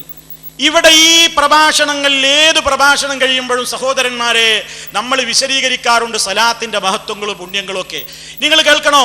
ഈ നാദാപുരത്തെ പ്രഭാഷണം തുടങ്ങിയ ഒന്നാം പ്രഭാഷണം മുതൽ നിങ്ങളിവിടെ പ്രസംഗിക്കുന്നത് കേട്ടിട്ട് പിന്നെ ഗതിമുട്ടിയിട്ട് മദ്ഹ് പറഞ്ഞതൊന്നുമല്ല സ്വലാത്തിന്. നിങ്ങളുടെ പ്രസംഗമൊക്കെ തുടങ്ങുന്നതിന് മുമ്പ് ഒന്നാമത്തെ പ്രഭാഷണത്തിൽ തന്നെ നാദാപുരത്ത് വെച്ചിട്ട് സ്വലാത്തിന്റെ മദ്ഹുകൾ ഈ ഉള്ളവരെമ്പാടും പ്രസംഗിച്ചിട്ടുണ്ട്. മുഴുവൻ കേൾപ്പിക്കാൻ സമയമില്ല. കുറച്ചു ഭാഗം നിങ്ങൾ അതിൽ നിന്നൊന്ന് കേൾപ്പിക്കാം. കേട്ടോളൂ. ഒന്നാം പ്രഭാഷണത്തിലേതാണത് എന്ന് നിങ്ങൾ അറിയണം.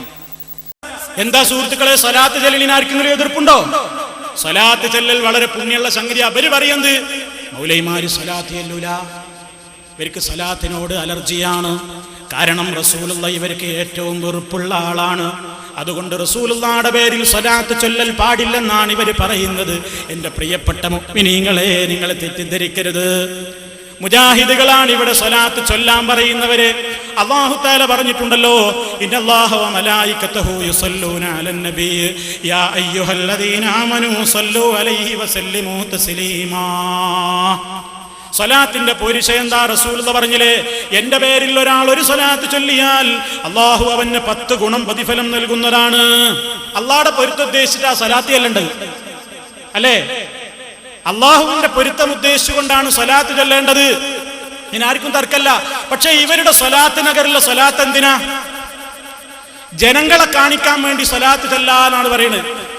ജനങ്ങളെ കാണിക്കാൻ വേണ്ടി സ്വലാത്ത് ചൊല്ലാൻ കാന്തപുരം അബൂബക്കർ മുസ്ലിയാർ എഴുതുകയാണ്, സ്വലാത്ത് ചൊല്ലുന്നത് കൊണ്ട് ഭൗതിക നേട്ടം മാത്രം ഒരാൾ ഉദ്ദേശിച്ചു, അതല്ലെങ്കിൽ ലോകമാന്യത്തിന് വേണ്ടി ആളുകളുടെ ഇടയിൽ ഞാനൊരു സ്വലാത്തുകാരനാണെന്ന് കാണിക്കുവാൻ വേണ്ടി ഒരാൾ സ്വലാത്ത് ചൊല്ലി, എന്നാലും അതിന്റെ പ്രതിഫലമുണ്ട്. ഭൗതികമായ പ്രതിഫലത്തിന് പുറമെ അർഹമായ പ്രതിഫലം ആഖിറത്തിലും നൽകും. നോക്കണം നിങ്ങൾ, ഇങ്ങനെയുണ്ട് ഇസ്ലാമിലൊരു ഇബാദത്ത്. സുഹൃത്തുക്കളെ, ഒരാൾ കാണാൻ വേണ്ടി നിസ്കരിച്ചാൽ എന്താ ഇതിന്റെ വിധി? ഒരാൾ കാണാൻ വേണ്ടി നോമ്പ് നോറ്റാൽ എന്താ ഇതിന്റെ വിധി? അത് മഹാപാതകമല്ലേ, ഹറാമല്ലേ? എന്നിട്ട് ആ പ്രവർത്തനത്തെ ഇസ്ലാമികമായിട്ട് ഒരാൾ സ്വലാത്ത് ചൊല്ലിയാൽ, എന്തിന്? പേര് കിട്ടാൻ, കാശ് കിട്ടാനൊക്കെ വേണ്ടി സ്വലാത്ത് ചൊല്ലിയാലും അതിന് കൂലിയുണ്ട് എന്ന് കാന്തവരെഴുത്. അതാണ് ഇവരെ സ്വലാത്ത് നഗറുകളിലൊക്കെ നടക്കുന്നത്. സ്വലാത്ത് നഗറുകളിലൊക്കെ നടക്കുന്നത് അതാണ്. സ്വലാത്ത് നഗർ എന്ന് പറഞ്ഞിട്ട് നബി സല്ലല്ലാഹു അലൈഹി വസല്ലമിന്റെ പേരിൽ സ്വലാത്ത് അല്ല ചൊല്ലുന്നത്. മഹാനായ നബി സല്ലല്ലാഹു അലൈഹി വസല്ലമിനെ വിളിച്ചുകൊണ്ട് പ്രാർത്ഥിക്കാണ്. മുത്തുനബി റബ്ബിനോടല്ലാതെ ദുആ ചെയ്തിട്ടില്ല. സ്വഹാബത്ത് റസൂലുള്ളാഹിനെ വിളിച്ചുകൊണ്ട് ഇങ്ങനെ ദുആ ചെയ്തിട്ടില്ല. ഇതിനു വേണ്ടിയാണ് ഇവർ 27-ാം രാവിൽ പാടത്തേക്ക് ജനങ്ങളെ ഒരുമിച്ച് കൂട്ടിയിട്ട് പള്ളിയിൽ ഇഅ്തികാഫിരിക്കേണ്ട നേരത്ത് മൈതാനത്ത് വന്നിട്ട് ഇവർ റസൂലുള്ളാഹിനെ വിളിച്ചുകൊണ്ട് തേടുന്നു.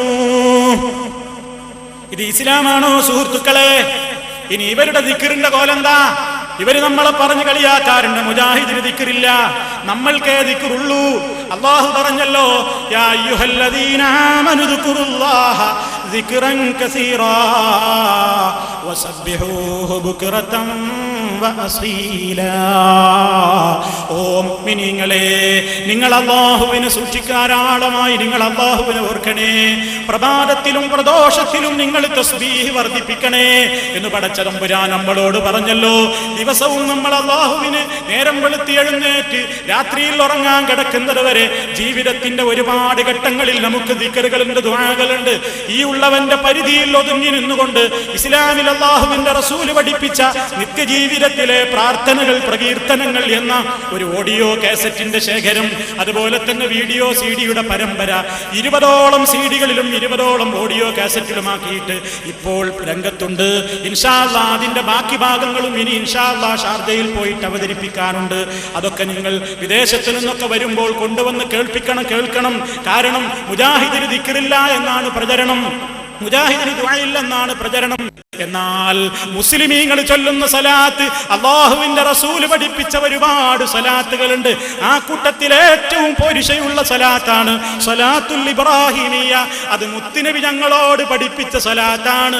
സഹാബത്ത് ചോദിച്ചല്ലോ, കൈഫ നുസല്ലി അലൈക യാ റസൂലല്ലാഹ്, അല്ലാഹുവിന്റെ റസൂലേ എങ്ങനെയാണ് നിങ്ങൾക്ക് വേണ്ടി ഞങ്ങൾ സ്വലാത്ത് ചൊല്ലേണ്ടത്? അതാ മുത്തുനബിയുടെ തിരുനാവിൽ നിന്നൊരു സ്വലാത്ത് ഉതിർന്നു വീഴുന്നു. ഖൂലൂ, നിങ്ങൾ പറഞ്ഞോ, അല്ലാഹുമ്മ സ്വല്ലി അലാ മുഹമ്മദിൻ വഅലാ ആലി മുഹമ്മദിൻ കമാ സ്വല്ലൈത അലാ ഇബ്രാഹീമ വഅലാ ആലി ഇബ്രാഹീം إنك حميد مجيد اللهم بارك على محمد وعلى آل محمد كما باركت على إبراهيم وعلى آل إبراهيم إنك حميد مجيد. എൻ്റെ പ്രിയപ്പെട്ട ഇവിടെ കൂടിയ ശ്രോതാക്കളോട്, ഈ ശബ്ദം ശ്രവിക്കുന്ന എൻ്റെ മുഴുവൻ മുസ്ലിമീങ്ങളോടും എന്നോടെന്ന പോലെ ഒരു വസിയത്ത് പറയട്ടെ. നമ്മുടെ ഹബീബായ റസൂലുള്ളാഹിയുടെ പേര് കേൾക്കുമ്പോ നിങ്ങൾ സ്വലാത്ത് ചൊല്ലിക്കോ. എവിടെയാണെങ്കിലും നിങ്ങളത് ചൊല്ലിക്കോ.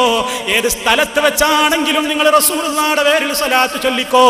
1-ന് 10 പ്രതിഫലമുള്ള ഇബാദത്താണ്. മൻ സല്ലാ അലയ്യ സ്വലാത്തൻ, ആരെങ്കിലും എനിക്ക് വേണ്ടി ഒരു തവണ ഗുണത്തിന് വേണ്ടി ദുആ ചെയ്താൽ അല്ലാഹു അവന് 10 ഗുണം പ്രതിഫലം നൽകുന്നതാണെന്ന് ആരംഭ റസൂൽ ഹബീബായ റസൂലുള്ള പറയുമ്പോ, സുഹൃത്തുക്കളെ, നമുക്ക് ഒഴിവ് കിട്ടുമ്പോഴൊക്കെ നമ്മൾ അല്ലാഹുവിന്റെ റസൂലിന്റെ പേരിൽ സ്വലാത്ത് വർദ്ധിപ്പിക്കണം. അടുക്കളയിൽ പാചകം ചെയ്യുന്ന ഉമ്മമാരെ, നിങ്ങൾ അതിനിടയിൽ സ്വലാത്ത് ചൊല്ലിക്കോളൂ. തൊഴിൽശാലകളിൽ അതല്ലാത്ത നിലക്കുള്ള പണികൾ എടുക്കുന്ന തൊഴിലാളികളെ നിങ്ങൾ സ്വലാത്ത് ചൊല്ലിക്കോളൂ.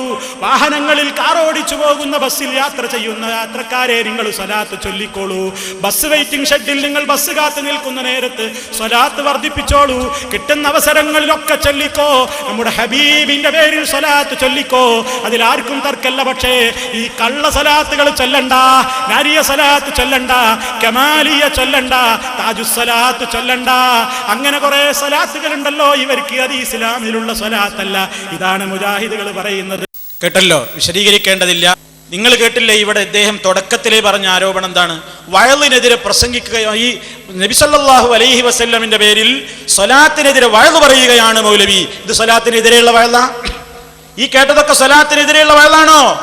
ഞങ്ങൾക്കറിയാം ഞങ്ങളെ നേതാവിന്റെ സ്വലാത്ത് നിങ്ങൾക്ക് പിടിക്കൂലാണ്. ആഹാ, അതാണോ ഇപ്പൊ കേട്ടത്? അതാണോ നിങ്ങളിപ്പോ കേട്ട് കഴിഞ്ഞത്? റസൂൽ സല്ലല്ലാഹു അലൈഹി വസല്ലമിന്റെ പേരിലുള്ള സ്വലാത്ത് മുഴുവനും മുടക്കാനാണ് ഇവർ നടക്കുന്നത് എന്ന് നിങ്ങൾ പറഞ്ഞില്ലേ? ആ നിങ്ങളുടെ കള്ള ആരോപണങ്ങൾ മുഴുവനും ഈ വരികളിലൂടെ തന്നെ ബാത്തിലായി പോയിട്ടുണ്ട്. അതല്ലെങ്കിൽ ആർക്കാ അറിയാത്തത്? നമ്മൾ സ്വലാത്തിനെ എതിർക്കുന്നവരാണോ?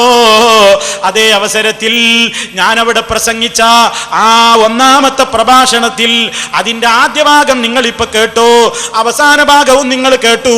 അത് രണ്ടും ഞാൻ വേറെ വേറെ കേൾപ്പിക്കാൻ കാരണം, അത് രണ്ടും കേൾപ്പിക്കാതെ ആ സ്വലാത്തിനെ മദ്ഹ് ചെയ്യുന്ന ഭാഗം കേൾപ്പിക്കാതെ പേരോട് കഴിഞ്ഞ പ്രസംഗത്തിൽ എന്റെ ഒരു ഭാഗം 1-ാം പ്രഭാഷണത്തിൽ നിന്ന് മുറിച്ചു കൊടുത്തിട്ടുണ്ട്. അദ്ദേഹം കേൾപ്പിക്കാത്ത ആദ്യ ഭാഗവും അവസാന ഭാഗവുമാണ് ഞാൻ കേൾപ്പിച്ചത്. ഇനി അദ്ദേഹം കേൾപ്പിച്ച ഭാഗം എന്താണ്? ഞാൻ ചോദിച്ച ഒരു ചോദ്യമുണ്ട്. നിങ്ങൾ സ്വലാത്ത് എന്ന് പറഞ്ഞുകൊണ്ട് നിങ്ങൾ കെട്ടിയുണ്ടാക്കിയിട്ടുള്ള, നിങ്ങൾ പ്രത്യേക പുണ്യം നിശ്ചയിച്ചുണ്ടാക്കിയ, നിങ്ങൾ പ്രത്യേക എണ്ണം നിശ്ചയിച്ചുണ്ടാക്കിയ, പ്രത്യേക പോരിശ പറയപ്പെടുന്ന ആ നാരിയ സലാത്തില്ലേ, അതിനെപ്പറ്റി ഞാനൊരു ചോദ്യം ചോദിക്കുന്നുണ്ട്. അതാണ് മൂപ്പര് കേൾപ്പിക്കുന്നത്. അത് കേൾപ്പിച്ചിട്ട് മൂപ്പര് അതേ ശൈലിയിൽ തന്നെ പറഞ്ഞു നോക്കിയിട്ടൊരു മറുപടിയും പറയുന്നുണ്ട്. ശ്രദ്ധിച്ചു നിങ്ങളൊന്ന് കേട്ടോളണം. ബാക്കി ഞാൻ പിന്നീട് വിശദീകരിക്കും ഇൻഷാ അല്ലാഹ്. എനിക്ക് അതൊന്ന് കേട്ടോളി. സലാത്തിനെതിരെ മൂപ്പര് നീട്ടി മണിച്ച് ബാധോരം കേട്ടോളി. എന്താ മൂപ്പരെ ബാധൂരിയോ സലാത്തിനെതിരെ? എന്നിട്ടോ ഇവര് ചൊല്ലുന്ന ദിക്റോ അല്ലാഹുവിന് പരിചയമുള്ള ദിക്റാണോ? റസൂലുള്ളാഹിക്ക് പരിചയമുള്ള ദിക്റാണോ? സ്വഹാബത്തിന് പരിചയമുള്ള ദിക്റാണോ? ഇവര് ചൊല്ലുന്ന സ്വലാത്ത് അല്ലാഹുവിന്റെ റസൂലിന് പരിചയമുണ്ടോ? സിദ്ദീഖുൽ അക്ബറിന് പരിചയമുണ്ടോ? ഉമർ ഖത്താബ് റളിയല്ലാഹു അൻഹുവിന് പരിചയമുണ്ടോ? നാരിയ സ്വലാത്ത് മുഹമ്മദ് റസൂലുള്ളാഹി പരിചയപ്പെടുത്തിയതാണോ? അബൂബക്കർ സിദ്ദീഖ് റളിയല്ലാഹു അൻഹുവിന് നാരിയ സ്വലാത്ത് അറിയുമോ? ഉമർ ഖത്താബ് തങ്ങൾക്ക് നാരിയ സ്വലാത്ത് അറിയുമോ? ഉസ്മാൻ ഇബ്നു അഫ്ഫാൻ റളിയല്ലാഹു അൻഹുവിന് നാരിയ സ്വലാത്ത് അറിയുമോ? അലിയാരി തങ്ങൾക്ക് നാരിയ സ്വലാത്ത് അറിയുമോ? ഷാഫി ഇമാമിന് നാരിയ സ്വലാത്ത് അറിയുമോ? ഹംബലി ഇമാമിന് നാരിയ സ്വലാത്ത് അറിയുമോ? ഹനഫി ഇമാമിന് നാരിയ സ്വലാത്ത് അറിയുമോ? മാലിക്കി ഇമാമിന് നാരിയ സ്വലാത്ത് അറിയുമോ? ആരാണ് ഈ സ്വലാത്ത് കെട്ടി ഉണ്ടാക്കിയത്? പിൽക്കാലത്ത് ഒരാൾ ഉണ്ടാക്കിയ സ്വലാത്തല്ലേ? ഇത് ചൊല്ലാനാണോ നിങ്ങൾ ഈ പാവപ്പെട്ട ജനങ്ങളെ കൊണ്ട് ശട്ടം കെട്ടിക്കുന്നത്? കണ്ടോ, ഇതാണ് നമ്മുടെ ചോദ്യട്ടോ. നിങ്ങൾ ഈ ശട്ടം കെട്ടിച്ച് പ്രത്യേക എണ്ണവും വണ്ണമൊക്കെ നിശ്ചയിച്ച് ഇങ്ങനെ അരിയ സലാത്ത് ഉണ്ടാക്കി പ്രചരിപ്പിച്ചിട്ട് അത് ചൊല്ലുന്നുണ്ടല്ലോ. എങ്ങനെ? നബി സല്ലല്ലാഹു അലൈഹി വസല്ലം പ്രത്യേക പുണ്യമൊന്നും നിശ്ചയിക്കാത്ത, പ്രത്യേകമായ എണ്ണവും ക്രമവും ഒന്നും നബി സല്ലല്ലാഹു അലൈഹി വസല്ലം നിശ്ചയിച്ചിട്ടില്ലാത്ത, അങ്ങനെ നിങ്ങൾ ചില ഓരോന്ന് ഉണ്ടാക്കുക, എന്നിട്ട് നിങ്ങളതിന് പ്രത്യേകം കൂലി പറയുക, പ്രത്യേകം എണ്ണം പറയുക, അത് ചൊല്ലിയാലുള്ള പ്രത്യേക പോരിശ പറയുക, അതിനുവേണ്ടി ജനങ്ങളെ പ്രത്യേകം ഒരുമിച്ച് കൂട്ടുക. ഈ നിലക്കൊക്കെ നിങ്ങൾക്ക് എന്താ മാതൃക? ആരാ ഇതിന് നിങ്ങൾക്ക് മാതൃകയുള്ളത്? എന്നിങ്ങനെ എണ്ണി എണ്ണി ഇങ്ങനെ വിശദമായി മൂപ്പർക്ക് തീരെ പിടിക്കാത്തൊരു സംഗതിയാണ് എൻ്റെ ഈ നീട്ടി വയലു പറയല്. മൂപ്പരാകെ കംപ്ലൈൻ്റ് അതാ. മൂപ്പര് വിചാരിച്ചത് മൂപ്പരെ കുത്തകയാണ്. അതപ്പോ വലിയ വിഷയം. വലിയ വിഷയം എന്താണ്? മൗലവി നീട്ടി മണിച്ചു പറയും. എൻ്റെ നാട്ടിൽ പോയിട്ട് കുറെ കരഞ്ഞു നോക്കി, ഒട്ടുപാറ പോയിട്ട് കരഞ്ഞു. എന്തും പറഞ്ഞിട്ടാ കരഞ്ഞത്? നിങ്ങളുടെ നാട്ടുകാരനായ മൗലവി സൗണ്ടിന്റെ ഗുണം കൊണ്ട് എന്തൊക്കെയോ പറഞ്ഞുണ്ടാക്കുന്നുണ്ട്, പെട്ടു പോകരുത് ജനങ്ങളെ എന്ന് പറഞ്ഞു നോക്കി. രക്ഷല്ല. എല്ലായിടത്തും ഇതന്നെ പറയും, ഇങ്ങനെ സൗണ്ടിന്റെ ഗുണം. ഞാൻ പറഞ്ഞിട്ടുണ്ട്, സൗണ്ടിന്റെ ഗുണമൊന്നുമല്ല ഇത്, ഞങ്ങളെ കയ്യിലുള്ള ഹക്കിന്റെ ഗുണമാണ് മുസ്ലിയാരെ എന്ന് ആവർത്തിച്ച് പറഞ്ഞിട്ടും ഈ പടപ്പിന് മനസ്സിലാകണില്ലെങ്കിൽ എന്താ പിന്നെ അതിന് പറയേണ്ടത്? അപ്പൊ മൂപ്പര വലിയൊരു വിഷമാണ് ഇപ്പാ നിങ്ങൾ കേട്ടത്. നീട്ടി മണിച്ചുള്ള വയല് കണ്ടോ? നാദാപുരത്ത് വന്നിട്ടേ മൗലവി സലാത്തിനെതിരെ നീട്ടി മണിച്ച് വയല് പറയാണ് എന്ന ആമുഖം നടത്തിയിട്ടാ ഇപ്പൊ ഈ കാര്യങ്ങൾ കേട്ടത്. ഇത് സലാത്തിനെതിരെയുള്ള വയല. അതേ പ്രസംഗം മൂപ്പര് കേൾപ്പിച്ചതിന്റെ ആദ്യ ഭാഗവും അവസാന ഭാഗവും ഇപ്പൊ നിങ്ങൾ നേരത്തെ കേട്ടത്. അതെന്തേ കൊടുക്കാഞ്ഞത്? കൊടുക്കൂലല്ലോ. അപ്പൊ മനസ്സിലാവൂലേ ഏതോ ഒരു സലാത്തിനെ മാത്രമാണ് ഇവർ എതിർക്കുന്നത്, വേറെ ചില സലാത്ത് അംഗീകരിക്കുന്നുണ്ട് എന്ന് വന്നു പോവില്ലേ? അങ്ങനെ വരാൻ പാടില്ലല്ലോ. വന്നാ പേരോടാവില്ലല്ലോ. അങ്ങനെ സത്യസന്ധരുണ്ടെങ്കിൽ പേരോടാവില്ലല്ലോ. അതുകൊണ്ട് മൂപ്പരാ സത്യസന്ധത പാലിച്ചില്ല. ആയിക്കോട്ടെ, ഇനി നിങ്ങൾ മനസ്സിലാക്കൂ, ഞാനിങ്ങനെ ഓരോന്നോരോന്ന് ചോദിച്ചില്ലേ, ആ ചോദിച്ചതിനുണ്ട് മൂപ്പർക്ക് അതേ ശ്വാസത്തിലൊരു മറുപടി ഇട്ടോ. രസാവഹാണ്, കേട്ടോളിൻ. നമ്മൾ ഈ ചോദിച്ചതിന് തെളിവ് പറയണേ ഒക്കെ ഉണ്ടോ എന്ന് ചോദിക്കണേന് മൂപ്പര വകര് ചോദ്യമുണ്ട്, അതൊന്ന് നന്നായി കേട്ടോളിൻ. ചോദിക്കട്ടെ, അൽമനാർ റസൂലുള്ളാഹിക്ക് പരിചയമുണ്ടോ? ഉമർ ഇബ്നുൽ ഖത്താബിന് പരിചയമുണ്ടോ? സിദ്ദീഖുൽ അക്ബർ അൽമനാർ വായിക്കാറുണ്ടോ? ഉസ്മാൻ ഇബ്നു അഫ്ഫാൻ റളിയല്ലാഹു അൻഹു വായിക്കാറുണ്ടോ? അലി ഇബ്നു അബീ താലിബ് റളിയല്ലാഹു അൻഹു വായിക്കാറുണ്ടോ? നിങ്ങൾ പത്രാധിപരായ ഇസ്ലാഹി മാസിക റസൂലുള്ളാഹി വായിക്കാറുണ്ടോ? അലി ഇബ്നു അബീ താലിബ് വായിക്കാറുണ്ടോ? ഉമർ ഇബ്നുൽ ഖത്താബ് വായിക്കാറുണ്ടോ? ഉസ്മാൻ ഇബ്നു അഫ്ഫാൻ വായിക്കാറുണ്ടോ? ചോദിക്കട്ടെ, നിങ്ങളെ വിചിന്തനം ശാഫി ഇമാമിന് പരിചയമുണ്ടോ? മാലിക് ഇമാമിന് പരിചയമുണ്ടോ? നാദാ മാലിക് ഇമാമിന് ഹംബലി ഇമാമിന് പരിചയമുണ്ടോ? അബൂ ഹനീഫക്ക് പരിചയമുണ്ടോ? നിങ്ങൾ അൽമനാർ പരിചയമുണ്ടോ? നിങ്ങൾ എന്തിനാ ചട്ടം കെട്ടിക്കുന്നത് അൽമനാർ വായിക്കാൻ? നിങ്ങൾ എന്തിനാ ചട്ടം കെട്ടിക്കുന്നത് വിചിന്തനം വായിക്കാൻ? നിങ്ങൾ എന്തിനാ ചട്ടം കെട്ടിക്കുന്നത് നിങ്ങൾ ഇസ്ലാഹി വായിക്കാൻ? ഇതൊന്നും റസൂലുള്ളാഹി വായിച്ചിട്ടില്ല, സഹാബത്ത് വായിച്ചിട്ടില്ല. 1300 1400ഓളം കൊല്ലം ആരും വായിച്ചിട്ടില്ല. ഇങ്ങനെ അവരൊന്നും വായിക്കാത്ത സാധനം, അവരൊന്നും ഓതാത്ത സാധനം വായിക്കണം ഓതണം എന്ന് പറഞ്ഞ് എന്തിനാ ചട്ടം കെട്ടിക്കുന്നത് മൗലവി? ഇത് പിൽക്കാലത്തുണ്ടാക്കിയതല്ലേ. നിങ്ങളുടെ സാൽവേഷൻ റസൂലുള്ളാഹിക്ക് പരിചയമുണ്ടോ? റസൂൽ എവിടെയാ സാൽവേഷൻ നടത്തിയത്? നിങ്ങൾ 5 കൊല്ലത്തിലൊരിക്കൽ ഉറൂസ് നടത്തുന്ന സമ്മേളനമുണ്ടല്ലോ, അത് ഏത് കുളത്തിലാ റസൂലുള്ളാഹി നടത്തിയത്? ചങ്ങൻ കുളത്തിലാണോ അല്ല വേറെ കുളത്തിലാണോ? 5 കൊല്ലത്തിലൊരിക്കൽ റസൂലുള്ളാഹി സമ്മേളനം നടത്തിയിട്ടുണ്ടോ? നിങ്ങൾ സ്വലാത്ത് ചൊല്ലാൻ നഗരിയിലേക്ക് പോയിക്കൂടാന്ന് പറഞ്ഞവരല്ലേ? റസൂലുള്ളാഹി അങ്ങനെ പറഞ്ഞിട്ടില്ല എന്ന് പറഞ്ഞവരല്ലേ? ഓ മൗലവി, നിങ്ങൾ നടത്തുന്ന സംഗതിക്കൊന്നും റസൂലുള്ളാഹി ചെയ്യണമെന്നില്ല, സഹാബത്ത് ചെയ്യണമെന്നില്ല, ഇമാമിങ്ങൾ ചെയ്യണമെന്നില്ല.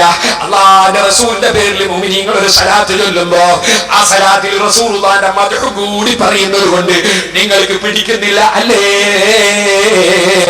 പോരാ ഒരു 75 മാർക്കുണ്ട്. ശൈലി അനുകരിച്ചത് പോരാ, ഒരു 75 തരാം. നിങ്ങൾ പറഞ്ഞ ശൈലിക്ക്, ആശയത്തിനല്ല. പൊട്ടത്തരാ പറഞ്ഞത് മുഴുവൻ പൊട്ടത്തരാ. എന്താ പറഞ്ഞത്? അൽമനാർ നബി വായിച്ചിട്ടുണ്ടോ? സഹാബത്ത് വായിച്ചിട്ടുണ്ടോ? ഷാഫി ഇമാമിന് പരിചയമുണ്ടോ?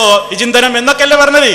അപ്പൊ സഹോദരാ, ചോദിക്കട്ടെ നിങ്ങളോട്, നിങ്ങളുടെ നാരിയ സലാത്ത് എന്ന് പറഞ്ഞാൽ ഞങ്ങളൊരു വിചിന്തനമായിരി അല്ലേ? വിചിന്തനം ഞങ്ങൾ എവിടെയെങ്കിലും പറഞ്ഞോ സഹോദരാ? എവിടെയെങ്കിലും പറഞ്ഞോ അൽമനാർ ഇത്ര തവണ വായിച്ച് തീർത്താൽ നിങ്ങൾക്ക് ജോലി കിട്ടും?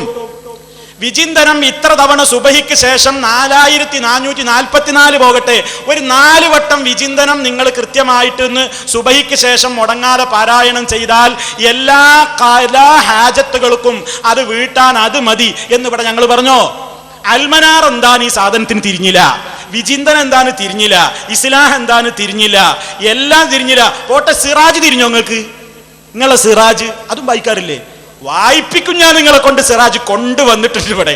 ഒരു പടി വായിച്ചിട്ട് തന്നെ വിടുള്ളൂ. കാരണം സിറാജ് കൃത്യമായിട്ട് വായിക്കാറുണ്ട്. അപ്പൊ അതൊന്നും വായിക്കാറില്ലേ? അപ്പൊ നിങ്ങൾ എന്താ രാവിലെ ചെയ്യാൻ? പത്രം ഇങ്ങനെ കിട്ടിയാൽ, പത്രം കിട്ടിയാൽ സുബഹിസ്കരിച്ച് കഴിഞ്ഞാൽ ഇങ്ങോട്ട് ഇരിക്കും. എന്നിട്ട് സിറാജിലെ ഒരു ലേഖനം വായിക്കും. എന്താ സിറാജിലെ ലേഖനം?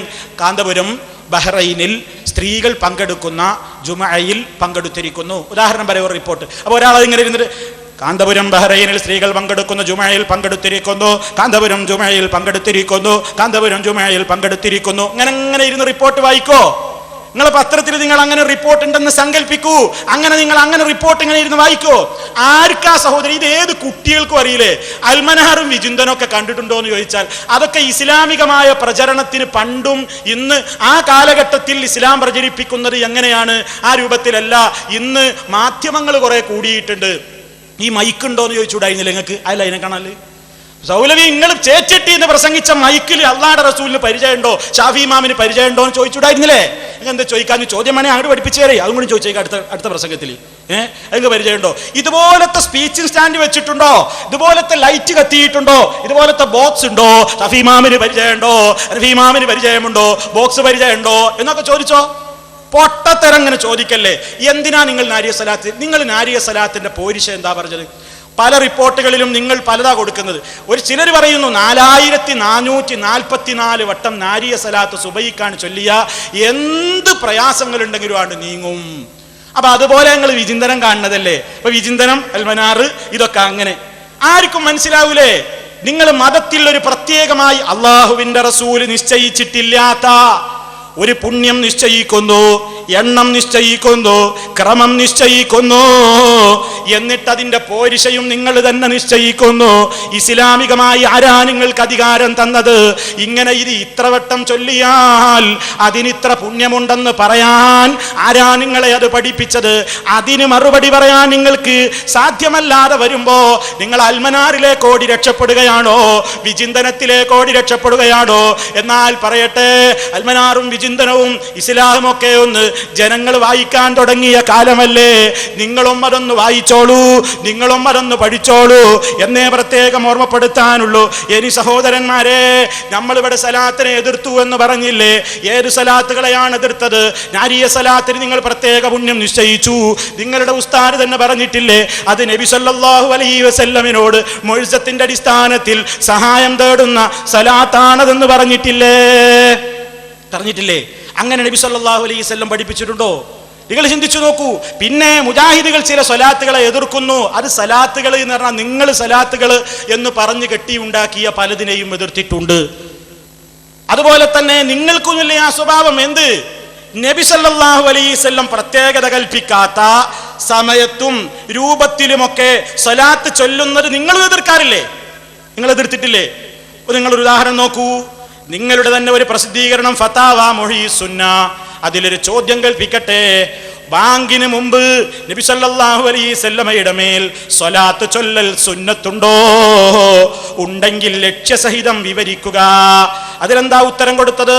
ഇതേ ചോദ്യം ഇബ്നു ഹജർ അൽ ഹൈതമിയോട് ചോദിച്ചപ്പോൾ അവർ ഇങ്ങനെ മറുപടി പറഞ്ഞു: ഹദീസുകളിലൊന്നും ബാങ്കിന് മുമ്പ് സ്വലാത്ത് ചൊല്ലുന്നത് പരാമർശിച്ചതായി ഞാൻ കണ്ടിട്ടില്ല. ഇമാമുകളുടെ വാക്കുകളിലും തഥൈവ. അപ്പോൾ പ്രസ്തുത സമയം സ്വലാത്ത് ചൊല്ലൽ സുന്നത്താണെന്ന വിശ്വാസത്തോടെ ചൊല്ലുന്നത് തടയപ്പെടേണ്ടതാണ്. എന്ത് ചെല്ലുന്നതാ തടയേണ്ടത്? സ്വലാത്ത് ചെല്ലുന്നത് തടയണം. എപ്പോ? ബാങ്കിന്റെ മുമ്പ് ഒരു പ്രത്യേക സലാത്ത് ഉണ്ട് എന്ന് ഉദ്ദേശിച്ചിട്ട് ഒരാൾ ബാങ്കിന്റെ മുമ്പ് സലാത്ത് ചെല്ലുകയാണെങ്കിൽ തടയണം. ആരാ ഇപ്പൊ സലാത്ത് തടയുന്നവര്? നിങ്ങളെ പേര് ഞങ്ങൾക്കും പറഞ്ഞൂടെ?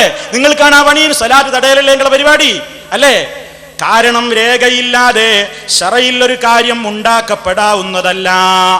ഇനി നോക്കൂ അടുത്ത വാചകം. ബഹു അശ്ശൈഖുൽ കബീർ ബക്കിരി പറയുന്നത് വാങ്കിന്റെയും ഇഖാമത്തിന്റെയും മുമ്പ് സ്വലാത്ത് ചൊല്ലൽ സുന്നത്തുണ്ടെന്നാണ് എന്നൊക്കെ പിന്നെ താഴെ വേറെ പറയുന്നുണ്ട്. അപ്പൊ നിങ്ങൾ നോക്കൂ, ബഹു ഇബ്നു ഹജർ പറഞ്ഞതും ബക്കിരി പറഞ്ഞതും സമന്വയിപ്പിക്കുമ്പോൾ ഇങ്ങനെ ഗ്രഹിക്കാവുന്നതാണ്. സ്വലാത്ത് ചൊല്ലൽ വാങ്കിന് മുമ്പ് സുന്നത്തുണ്ടെന്ന വിശ്വാസത്തോടെ പാടില്ല. സ്വലാത്ത് അങ്ങനെ പ്രത്യേകം സുന്നത്തുണ്ടെന്ന വിശ്വാസത്തോടെ പാടില്ലെങ്കിലും സ്വലാത്ത് ചൊല്ലൽ പൊതുവെ സുന്നത്താണെന്ന അടിസ്ഥാനത്തിൽ ബാങ്കിന് മുമ്പും ആകാവുന്നതാണ്. നോക്കൂ നിങ്ങൾ ഒഴിഞ്ഞു മാറ്റം. എപ്പോഴും സ്വലാത്ത് ചൊല്ലല്ലോ ആ നിലക്ക് ബാങ്കിന്റെ മുമ്പ് ഒരു പ്രത്യേകത ഉണ്ട് എന്ന് കരുതിയിട്ട് തന്നെയല്ലേ ഈ ബാങ്കിന് മൈക്കാൻ ഓണാക്കുമ്പോൾ അല്ലാഹുമ്മ സ്വല്ലി അലാ മുഹമ്മദിൻ വഅലാ ആലി മുഹമ്മദ് എന്ന് പറയുന്നത് അല്ലേ? അപ്പൊ അങ്ങനെ ആ നബി സല്ലല്ലാഹു അലൈഹി വസല്ലമിന്റെ മാതൃക അതിനില്ല എന്നുള്ളത് കൊണ്ട് ഇപ്പൊ എന്താ പറഞ്ഞത്? ആ സ്വലാത്ത് ചൊല്ലുന്നവരെ തടയണം എന്നല്ലേ പറഞ്ഞത്? ഇനി മാത്രല്ല, തറാവീഹിന്റെ ഇടയ്ക്കുള്ള ഒരു സ്വലാത്തിനെ പറ്റി ചോദിച്ചില്ലേ നിങ്ങളോട്? അതാ മറ്റൊരു പുസ്തകത്തിൽ കാണുന്നു, തറാവീഹിനിടയിൽ സ്വലാത്ത് ചൊല്ലൽ. ഇനി തറാവീഹിനിടയിൽ സ്വലാത്ത് ചൊല്ലുന്നത് സംബന്ധിച്ച് സംശയമുണ്ടെങ്കിൽ തീർക്കാം. ഫതാവൽ കുബറയിൽ ഇബ്നു ഹജറിനോട് ഇത് സംബന്ധിയായി വന്ന ചോദ്യത്തിന് അദ്ദേഹം നൽകിയ മറുപടി, തറാവീഹിനിടയിൽ എന്ന സ്ഥലവിശേഷത്തോടെ ഒരു സ്വലാത്തുണ്ടെന്ന് കരുതി വല്ലവനും സ്വലാത്ത് ചെയ്യുന്നുണ്ടെങ്കിൽ അവനെ തടയണം. തറാവീഹിനിടയിൽ എന്ന വിശേഷത ഇല്ലാതെ സ്വലാത്ത് എപ്പോഴും സുന്നത്തല്ലേ എന്ന് കരുതി തറാവീഹിനിടയിൽ കൊണ്ടുവരുന്നവനെ തടയുകയുമരുത്. അപ്പൊ നോക്കൂ, എന്തേ ഒരു പ്രത്യേക സമയം നിശ്ചയിക്കുമ്പോ, ഒരു പ്രത്യേക നേരം നിശ്ചയിക്കുമ്പോ അത് തെറ്റാണെന്നല്ലേ ഇപ്പൊ പറഞ്ഞിട്ടുള്ളത്? ഇനി നിങ്ങൾ നോക്കൂ, നിസ്കാരത്തിന്റെ ശേഷമുള്ള പ്രത്യേക സ്വലാത്തിനെ പറ്റി മറ്റൊരു ചോദ്യം കേട്ടോളൂ. ചില സ്ഥലങ്ങളിൽ നിസ്കാര ശേഷം സ്വലാത്ത് ചൊല്ലുന്നത് കാണുന്നു. ഇതിന്റെ വിധി എന്താണ്? ഇല്ലാത്ത സ്ഥലത്ത് തുടങ്ങാൻ പറ്റുമോ? ഉത്തരം കേട്ടോളൂ. നിസ്കാരത്തിന്റെ ശേഷം ഒരു പ്രത്യേക സ്വലാത്ത് സുന്നത്തില്ല. നിസ്കാരത്തിന്റെ ശേഷം ഒരു പ്രത്യേക സ്വലാത്ത് സുന്നത്തില്ല. നിസ്കാരത്തിന് ശേഷം പ്രത്യേകം സ്വലാത്ത് സുന്നത്താണ് എന്ന വിശ്വാസത്തിൽ ചൊല്ലൽ ശരിയല്ല. മറിച്ച് എപ്പോഴും സ്വലാത്ത് സുന്നത്തുണ്ടെന്ന രൂപത്തിൽ നിസ്കാരത്തിന് ശേഷവും സ്വലാത്ത് ചെല്ലാവുന്നതാണ്. ഫതാവൽ കുബറ നോക്കൂ നിങ്ങൾ, ഇവര് തന്നെ ഇതാ ഇപ്പൊ കുറെ സ്വലാത്തിനെ എതിർത്തില്ലേ? അപ്പൊ നിങ്ങൾക്ക് എന്താ മനസ്സിലായത്? ഇതുപോലെ നിങ്ങൾ എന്ത് മാനദണ്ഡത്തിലാണോ ഈ സ്വലാത്തുകളൊക്കെ തടയണം എന്ന് പറഞ്ഞത്, അതിനേക്കാൾ അപ്പുറമുള്ള തെളിവുകളുടെ മാനദണ്ഡത്തിന്റെ അടിസ്ഥാനത്തിലാണ് ഞങ്ങൾ പറയുന്നത്. നിങ്ങൾ ഈ ചൊല്ലുന്ന നാരിയ സലാത്ത് നിങ്ങൾ അതിന് എണ്ണം നിശ്ചയിക്കുന്നു, വണ്ണം നിശ്ചയിക്കുന്നു, പോരിശ നിശ്ചയിക്കുന്നു. അതിന് ചട്ടം കെട്ടിച്ചുകൊണ്ട് ആ നിലക്ക് അത് ചൊല്ലാനും ചൊല്ലിക്കാനും വേണ്ടി സ്ത്രീകളെ പോലും പാടത്തേക്ക് നിങ്ങൾ കൊണ്ടുവരുന്നു. പള്ളിയിൽ പോക്ക് നിങ്ങൾ ഹറാമായും കാണുന്നു. അതൊക്കെയും ഇവിടെ വിശദീകരിച്ചു പോയതാണ്. ഇനി നിങ്ങൾ നോക്കൂ, നിങ്ങൾക്കിടയിൽ കാണുന്ന ഈ സമ്പ്രദായത്തെ അനാചാരമാണെന്ന്, അത് ബിദ്അത്താണെന്ന് മുജാഹിദ് മൗലവിമാര് മാത്രമാണോ പറഞ്ഞത്? നിങ്ങൾ ഒറ്റക്കെട്ടല്ലേ? ഞങ്ങൾ ഒറ്റക്കെട്ടാണ് മൗലവി AP EK സംസ്ഥാന എന്നൊക്കെ പറഞ്ഞിട്ട് ഞങ്ങളെ തമ്മിൽ തെറ്റിക്കണ്ട കേട്ടോ. ഞങ്ങൾ ഒറ്റക്കെട്ടാണെന്ന് പറഞ്ഞ നിങ്ങളുടെ ഒറ്റക്കെട്ടുകാരൻ തന്നെ ഏതാ? ഖാസിമിയുടെ ക്ലിപ്പൊന്ന് കേട്ടോളൂ. സ്വലാത്തിനെതിരെ അതാ നിങ്ങൾക്ക് വേണമെങ്കിൽ പറയാം, അതാ മൂപ്പരും ഇപ്പൊ സ്വലാത്തിനെതിരെ പറയുന്നു. ശ്രദ്ധിച്ചോളൂ ആ ഭാഗം. ലൈലത്തുൽ ഖദ്ർ എന്നാണെന്ന് ഒരിക്കലും ബഹുമാനപ്പെട്ട ശറഅ് പറഞ്ഞിട്ടില്ല. ഇത് ഗൗരവമായി ചിന്തിക്കണം. സാധാരണക്കാരായ ആളുകളെ ഇത്തരം കാര്യത്തിൽ ആരും കബളിപ്പിക്കരുത്. പ്രത്യേകിച്ച് പണ്ഡിതന്മാർ അത് ചെയ്യരുത്. പണ്ഡിതന്മാർ അത് ഗൗരവമായി മനസ്സിലാക്കേണ്ടത് തന്നെയാണ്. എന്റെ വിനയത്തിന്റെ ഒരു അപേക്ഷ പറയുകയാണ്. 25 മാത്രമായി ഇങ്ങനെ ഒരു സംഗതി ആളുകളെ ലൈലത്തുൽ ഖദ്റായി നിജപ്പെടുത്തി പറയുക എന്നത് ശറഇന്റെ പരിധിക്കപ്പുറമുള്ള ഒരു സംഗതിയാണ്. ഒരിക്കലും അത് ശറഅ് അംഗീകരിക്കുകയില്ല. ഒന്ന്. ഇനി രണ്ടാമതായി, ലൈലത്തുൽ ഖദ്റാണെന്ന് ആർക്കെങ്കിലും പ്രതീക്ഷയുണ്ടെങ്കിൽ അവർ വേണ്ടത് ഏതെങ്കിലും പൊതുവായ സമ്മേളനം ആ രാത്രി നടത്തുകയല്ല. ആ ഖദ്റിന്റെ പ്രത്യേകത അവരെ പള്ളിയിലേക്ക് വിടുക എന്നതുമാണ്. ഇല്ലാത്ത ചില അനാചാരങ്ങൾ സമൂഹത്തിൽ കയറി വന്നുകൊണ്ടിരിക്കുകയാണ്. ഇത് ഗൗരവമായി ചിന്തിക്കണം. ഇതൊരു പക്ഷപാതിത്വം പറയുകയല്ല, അങ്ങനെ ധരിക്കരുത്. കണ്ടോ, മൂപ്പര് പുള്ളതിർത്തിയില്ല. നമ്മൾ അതിനേക്കാൾ ഗൗരവത്തോടുകൂടെ നമ്മൾ ചില കാര്യങ്ങൾ പറയുന്നു എന്ന് മാത്രം. കുറച്ചുകൂടി കഴിയുമ്പോൾ മൂപ്പരും പറയട്ടെ, അല്ലാഹ് ഹിദായത്ത് കൊടുക്കട്ടെ, എല്ലാം തുറന്നു പറയട്ടെ, നമ്മൾ ദുആ ചെയ്യാ. നിങ്ങളൊന്ന് ആലോചിച്ചു നോക്കൂ. അപ്പോ ആരൊക്കെയാ ഇപ്പൊ ഇതിനെതിരെ ഇറങ്ങിയിരിക്കുന്നത്? ഒറ്റക്കെട്ടായ ആളുകൾ ഇപ്പൊ ഇതിനെതിരെ ഉണ്ട് അല്ലേ? നിങ്ങൾ മനസ്സിലാക്കണം. മാത്രല്ല, നിങ്ങളുടെ തന്നെ ആളുകൾ എന്താ എഴുതിക്കൊണ്ടിരിക്കുന്നത്? എന്താ എഴുതിക്കൊണ്ടിരിക്കുന്നത്? നിങ്ങൾ നടത്തുന്നത് സ്വലാത്ത് ആരാധന എന്ന നിലക്കല്ല, ആത്മീയ കച്ചവടമാണ്. സ്വലാത്ത് വ്യവസായമാണ് നിങ്ങൾ നടത്തിക്കൊണ്ടിരിക്കുന്നത്. അതാ ഞാൻ നിങ്ങളെ വായിച്ച് കേൾപ്പിക്കട്ടെ. സുന്നി അഫ്കാറിൽ നിന്നാണ് വായിക്കുന്നത്.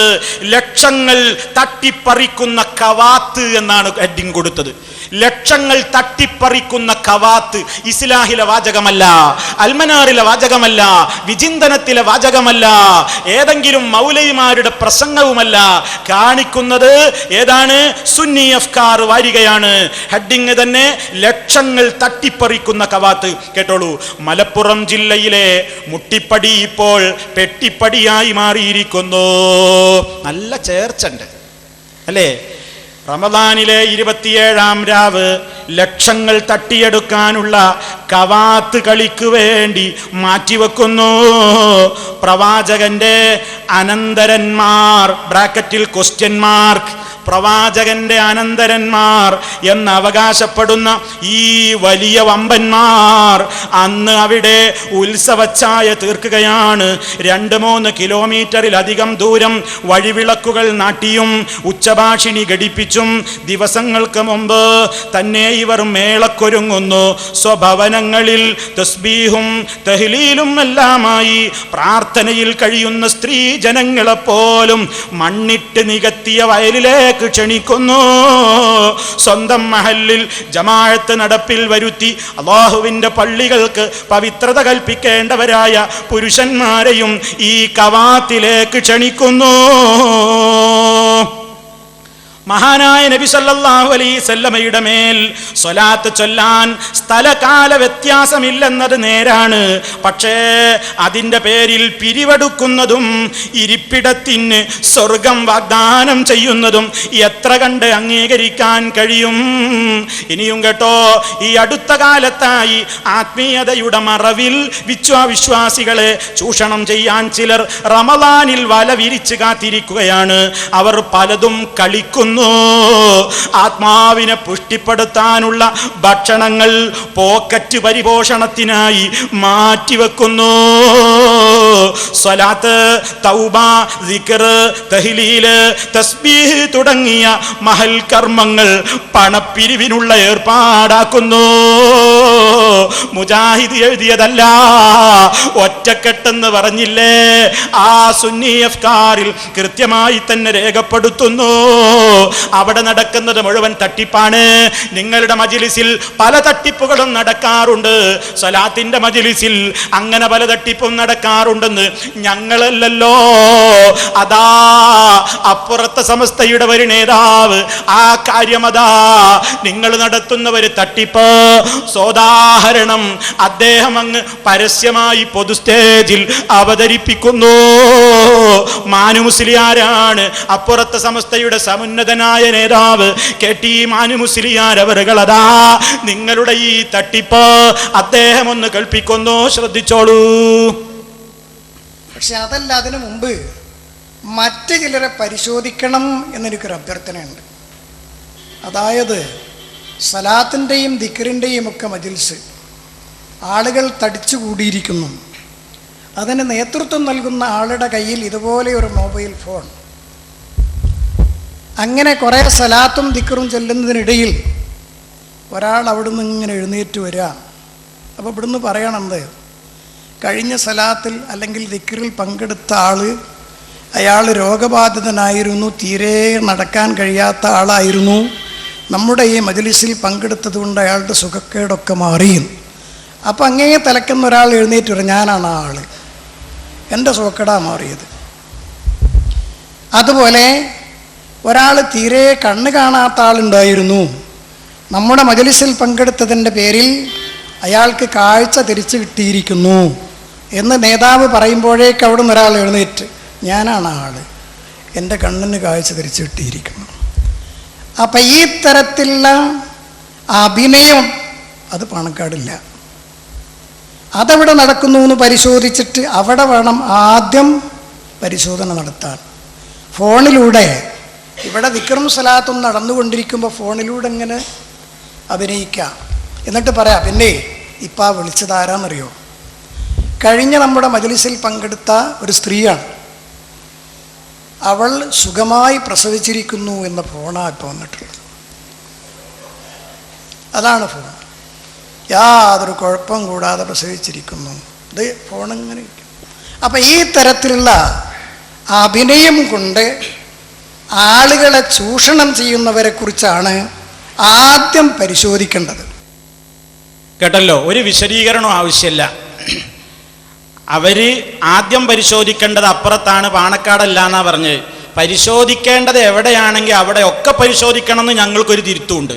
എവിടെയും പരിശോധിക്കണം, പരിശോധിക്കേണ്ടതൊക്കെ എവിടെയാണെങ്കിൽ അവിടെയൊക്കെ പരിശോധിക്കുക. പക്ഷേ നിങ്ങൾ കേട്ടില്ലേ, ഈ സലാത്തിന്റെ പേരിൽ നടത്തുന്ന തട്ടിപ്പ് ഞങ്ങൾ പറയും ഏയ് അതൊക്കെ വെറുതെ പറയുന്നു. കേട്ടില്ലേ? ഇപ്പോ നല്ല സനദല്ലേ ഉദ്ധരിച്ചത്, നല്ല പ്രധാനപ്പെട്ട ആളല്ലേ ഉദ്ധരിച്ചത്. ഞങ്ങൾ ഒറ്റക്കെട്ട മൗലവി ഇവിടെ ചേറ്റുകെട്ടിയിൽ വന്നിട്ട് പറയാണ് ഞങ്ങൾ AK സംസ്ഥാന എന്നൊക്കെ പറഞ്ഞ് ഞങ്ങളെ തമ്മിലടിപ്പിക്കാൻ നോക്കണ്ട. അപ്പൊ നിങ്ങളേതായാലും ഒന്നാണല്ലോ, ആ ഒന്നായ മുസ്ലിയാരാണ് നിങ്ങളോടിപ്പോ വിശദീകരിച്ചത്. പ്രതികരണം നിങ്ങളൊന്ന് പറയണം. എന്താണ് ആ പറഞ്ഞത്? അപ്പറഞ്ഞൊരു നേരോ അപ്പറഞ്ഞൊരു നുണയോ അത് പറയേണ്ട ബാധ്യത നിങ്ങൾക്കുണ്ട്.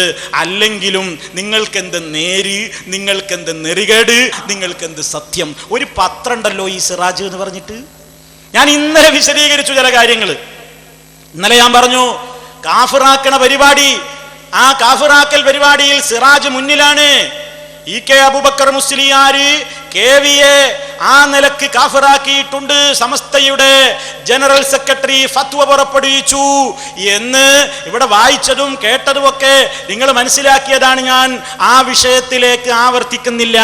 അത് സംബന്ധമായിട്ടൊക്കെ നമ്മൾ ചോദിച്ചപ്പോ ഇദ്ദേഹം പല സ്ഥലത്തുനിന്നും പറഞ്ഞതെന്താണ്, സിറാജിൽ വരുന്നതിനൊക്കെ ഞങ്ങൾക്ക് ഉത്തരവാദിത്തമുണ്ടോ? ഇന്നലെ മൂപ്പരയിന് കേൾപ്പിച്ച ഉദാഹരണം നിങ്ങൾ കേൾപ്പിച്ചു, ഞാൻ ആവർത്തിക്കുന്നില്ല. എല്ലാ ഭാഗവും ഒരുപോലെയല്ല, പറ്റിയ ഭാഗമുണ്ട്, പറ്റാത്ത ഭാഗമുണ്ട്, ഓരോന്നിനും ഓരോ ഭാഗമുണ്ട്. മൗലവിമാർക്ക് വിവരമില്ല. ഞാൻ പറഞ്ഞു ആ വിഷയത്തിലെ സർവ്വ ഡോക്ടറേറ്റും നിങ്ങൾക്ക് വകവെച്ച് തന്നിരിക്കുന്നു എന്ന് ഞാനൊന്ന് പറയുകയും ചെയ്തു. അതേതാന്നൊക്കെ ഇന്നലെ ഇവിടെ കേട്ട ആളുകൾക്കറിയാം, ഞാൻ ആവർത്തിക്കുന്നില്ല. പക്ഷെ ഒരു കാര്യങ്ങൾ മനസ്സിലാക്കണം. ഇന്നലെ മൂപ്പര് കൂട്ടത്തിലൊരു കാര്യം പറഞ്ഞിരുന്നു. എന്താ? സിറാജിൽ വരുന്നതിനൊന്നും അങ്ങനെ ഉത്തരവാദിത്തമില്ല. ഇവിടെ എത്ര പത്രങ്ങളുണ്ട്, ചന്ദ്രികല്ലേ, മറ്റതില്ലേ, മറിച്ചതില്ലേ എന്നൊക്കെ മൂപ്പര് പറഞ്ഞിട്ടുണ്ട്. ആ ഭാഗം ഒന്ന് കേട്ടോളി, ഞാൻ വിശദീകരിക്കാം. ഏതോ രാഷ്ട്രീയക്കാരൻ എന്തോ എഴുതിയിട്ടുണ്ട്. പിന്നെ സിറാജിങ്ങളെ പത്രല്ലേ സിറാജ് തന്നെ പത്രം ഒരു വിഭാഗത്തിന്റെ പത്രമായതുകൊണ്ട് സിറാജ്, ചന്ദ്രിക, മാധ്യമം, അതുപോലെ മനോരമ, അങ്ങനെ പല പത്രങ്ങളുണ്ട്. ഈ ഒരു പത്രം ഒരു വിഭാഗത്തിന്റെ ആയതുകൊണ്ട് അതിൽ വരുന്ന എല്ലാ കാര്യവും പത്രത്തിന്റെ ആളുകൾക്ക് ഉത്തരവാദിത്തമുള്ളതാ.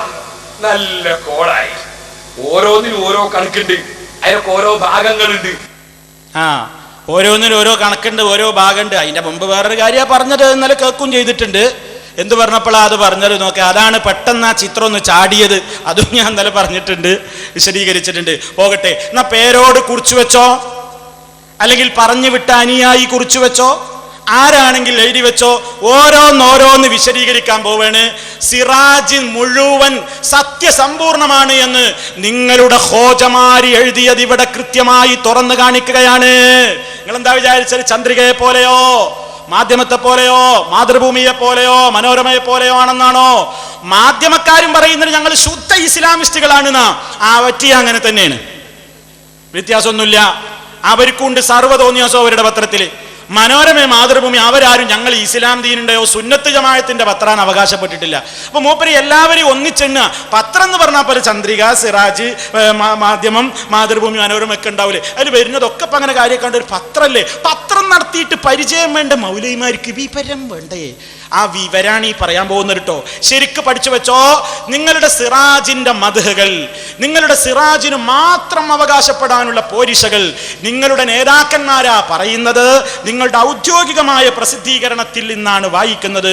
ആദ്യം പറയാൻ പോകുന്നത് ആരെക്കുറിച്ചാണ്? കാന്തപുരം. എന്താ കാന്തപുരം പറയുന്നത് കേട്ടോളൂ. സിറാജ് എന്ന പേര് തന്നെ ഞാൻ ചിലത് ഇവിടെ കാണിക്കാൻ കേട്ടോ. സിറാജിലെ ചില രംഗങ്ങൾ ഞാൻ ഇവിടെ കാണിക്കും. ആവർത്തിച്ച് ഓർമ്മപ്പെടുത്താൻ ആമുഖമായിട്ട് പറയാണ്. സിറാജിലെ ചില ഭാഗങ്ങളൊക്കെ ഞാൻ ഇവിടെ കാണിക്കും. പേരോട് കുറെ എന്നോട് പറയണ്, ഷാർജിന് ടിക്കറ്റ് എടുത്തിട്ട് വന്നാൽ പോരെ, ഷാർജിന് ടിക്കറ്റ് എടുത്ത് വന്നാൽ പോരെ, എന്തെങ്കിലുമൊക്കെ കൊണ്ടുവരണ്ടേന്നർത്ഥം. കൊടുത്തിട്ടുണ്ട്. തിരക്കൊന്നും കൂട്ടണ്ട, ഞാൻ വിളമ്പി തരും. ശരിക്കും നിങ്ങൾ കാണണം, ഹൃദയസ്തംഭനൊന്നും ഉണ്ടാകരുത് കേട്ടോ. അവിടെ വരുന്നതിൻ്റെ മുമ്പ് നിങ്ങൾ ഈ സിറാജ് വരല്ലേ, ആ എന്ത് വന്നാലും ഞാൻ കൈനെന്ത് ഉത്തരവാദിത്താന്ന് ചോദിച്ചില്ലേ? ആ സിറാജിന്റെ പോരിശയാ കൽപ്പിക്കാൻ പോകുന്നത്. ആദ്യം ഷെയ്ഖുന പറയട്ടെ. എന്താ പറയുന്നത്? സിറാജ് എന്ന പേര് തന്നെ സത്യത്തിന്റെ സമ്പൂർണ്ണ പ്രകാശവും പ്രകാശനവും എന്നല്ലേ? അസത്യമായത് പ്രസിദ്ധീകരിക്കലല്ല സിറാജിന്റെ ലക്ഷ്യം. അപ്പൊ നിങ്ങൾ കവിയെ കാഫിറാക്കി എന്ന് എഴുതിയത് അത് സത്യമാണോ അസത്യമാണോ? നിങ്ങൾ മറുപടി പറയണം. മാത്രമല്ല ഇനി പറയുകയാണ്, സിറാജ് ദിനപത്രം തുടങ്ങുമ്പോഴുണ്ടായിരുന്ന ലക്ഷ്യത്തിൽ നിന്നും വീക്ഷണത്തിൽ നിന്നും പിറകോട്ട് പോയിട്ടില്ലെന്നതാണ് എന്റെ വിശ്വാസം. സിറാജ് തുടങ്ങുമ്പോൾ അതിനൊരു ലക്ഷ്യമുണ്ട്. എന്താ ലക്ഷ്യം? ഞാൻ വായിച്ചു തരാം. ആ ലക്ഷ്യത്തിൽ നിന്ന് ഇന്ന് വരെ സിറാജ് പിറകോട്ട് പോയിട്ടില്ല. അടുത്തത് വരട്ടെ കേട്ടോളിൻ. അടുത്തതെന്താ? കുവൈത്തിൽ സിറാജ് പ്രചരണം ഊർജിതപ്പെടുത്തി മുന്നേറും കേട്ടോളേ. സുന്നത്ത് ജമാഅത്തിന്റെ ജിഹ്വയായ സിറാജ് ആരുടെ ജിഹ്വ? കമ്മ്യൂണിസ്റ്റുകാരൻ്റെയാണോ? കോൺഗ്രസ്സുകാരൻ്റെയാണോ? ലീഗുകാരൻ്റെതാണോ? ബിജെപിക്കാരൻ്റെതാണോ? അല്ല, സുന്നത്ത് ജമാഅത്ത്. നിങ്ങൾ മാത്രം അവകാശപ്പെട്ടുകൊണ്ട് നടക്കുന്ന ഒരു സാധനല്ലേ സുന്നത്ത് ജമാഅത്ത്. നിങ്ങളും അതുമായിട്ടൊരു ബന്ധവുമില്ല എന്നത് വേറെ കാര്യം. നിങ്ങൾ അവകാശപ്പെടുന്നു ഞങ്ങൾ സുന്നത്ത് ജമാഅത്തുകാരാണെന്ന്. ആകട്ടെ, നിങ്ങൾ അവകാശപ്പെടുന്ന ഒരു സുന്നത്ത് ജമാഅത്തില്ലേ, അതും ഇസ്ലാമുമായിട്ടുള്ള സുന്നത്ത് ജമാഅത്തുമായിട്ട് ബന്ധമില്ല കേട്ടോ.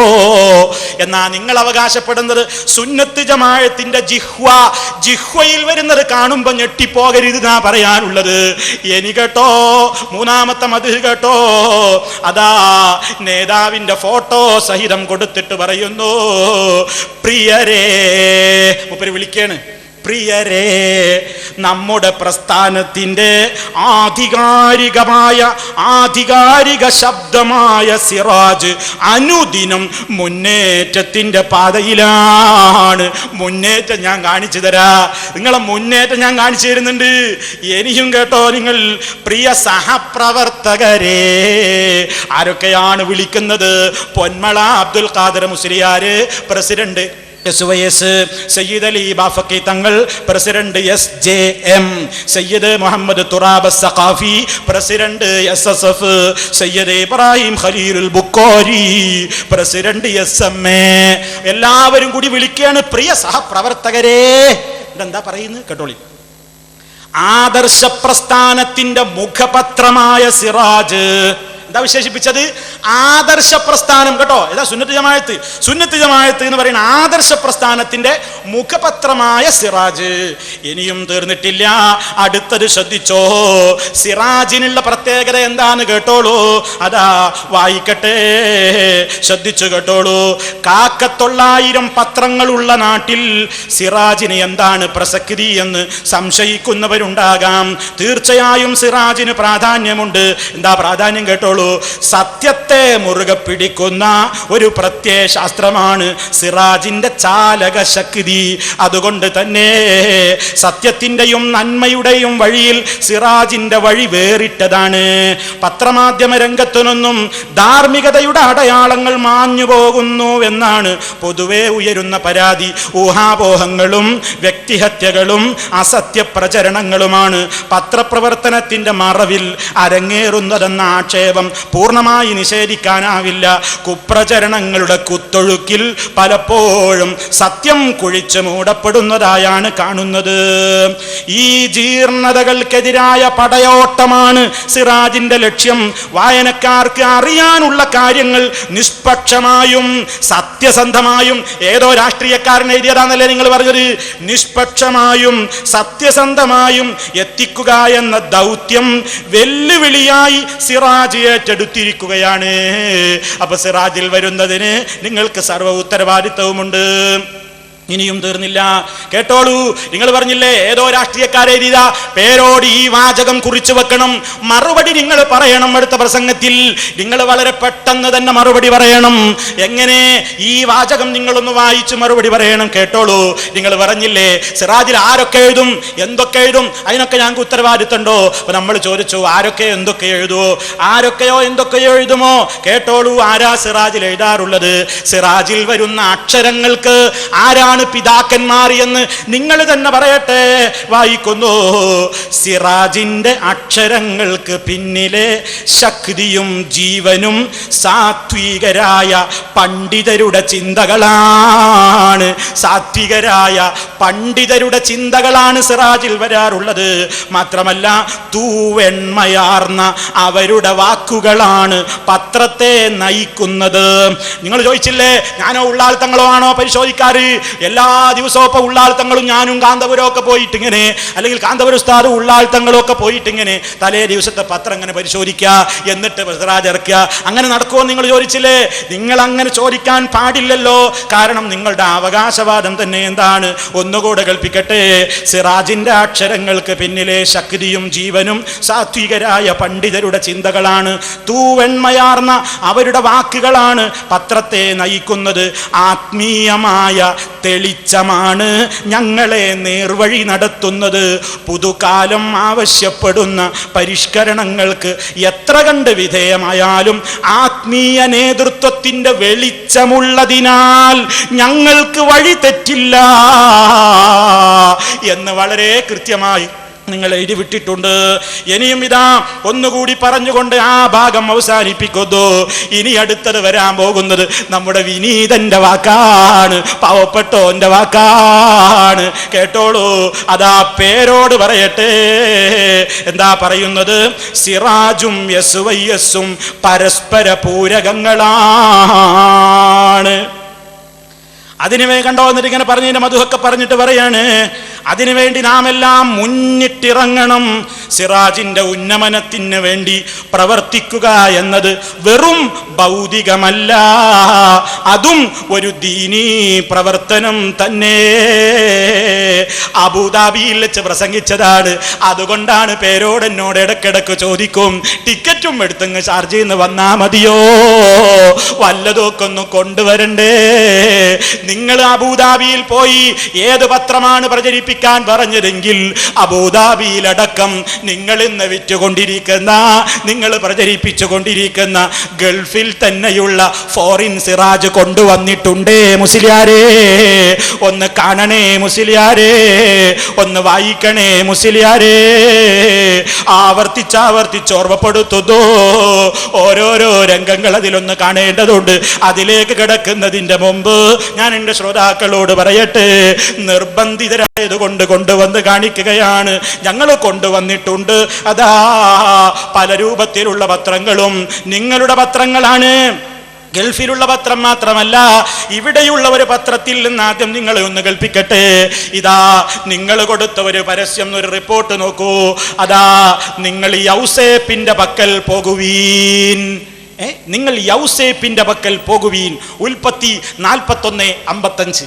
പാവറട്ടി തീർത്ഥകേന്ദ്രത്തിൽ വിശുദ്ധ യൗസേ പിതാവിന്റെ 126-ാം മാധ്യസ്ഥ തിരുനാൾ 2002 ഏപ്രിൽ 2021 ശനി ഞായർ, ഈസ്റ്റർ കഴിഞ്ഞ് 3-ാം ഞായർ, അനുഗ്രഹദായകമായ തിരുക്കർമ്മങ്ങൾ, ഭക്തി നിർഭരമായ വളയെഴുന്നള്ളിപ്പുകൾ, വിശുദ്ധ യൗസേ പിതാവിന്റെ നേർച്ച സദ്യ, നയനാനന്ദകരമായ വൈദ്യുത ദീപാലങ്കാരം, കണ്ണഞ്ചിപ്പിക്കുന്ന കരിമരുന്ന് പ്രകടനം. പിന്നെ പണ്ടേ ഉസ്താദ് ഫത്വയും കൊടുത്തിട്ടുണ്ടല്ലോ, ആളുകൾ ഇങ്ങനെ ധാരാളം തിങ്ങിക്കൂടുന്നിടത്ത് ഇങ്ങനെ ധാരാളം രോഗാണുക്കൾ ഉണ്ടാകും. അപ്പൊ കരിമരുന്ന് പൊട്ടിച്ചാൽ അവിടുത്തെ രോഗാണുക്കളൊക്കെ പമ്പ കിടക്കുന്നു. ഒരു കേട്ടിട്ടുണ്ടാവുമായിരിക്കും, ഉസ്താദ് ഇങ്ങനെയൊക്കെ പറയുന്നതല്ലേ. അപ്പൊ കുറച്ചൊക്കെ ആശയപരമായിട്ട് യോജിപ്പുള്ള ആളുകൾ തമ്മിലൊരു ഐക്യം വേണമല്ലോ. അപ്പോ അത് കൃത്യമായിട്ട് സിറാജങ്ങ് എടുത്തു കൊടുത്തു. തിരുനാൾ കഴിക്കുന്നതിന് 3 രൂപ, ഊട്ട് തിരുനാളിന് 8 രൂപ. തിരുനാളിന്റെ തലേ ദിവസം ശനിയാഴ്ച ഉച്ച മുതൽ നേർച്ച സദ്യ ആരംഭിക്കുന്നു. അരി, ഊണ്, അവിൽ പാക്കറ്റുകളും ലഭിക്കും. ഈ വിശുദ്ധ യൗസേ പിതാവിന്റെ സ്വർണ്ണ വെള്ളി ലോക്കറ്റുകളുടെ ബുക്കിംഗ് ഏപ്രിൽ ആദ്യവാരം മുതൽ ആരംഭിക്കുന്നു. തിരുനാൾ പ്രമാണിച്ച് സ്പെഷ്യൽ ബസ്സുകൾ ഉണ്ടായിരിക്കുന്നതാണ്. സുന്നത്ത് ജമാഅത്തിന്റെ ജിഹ്വ,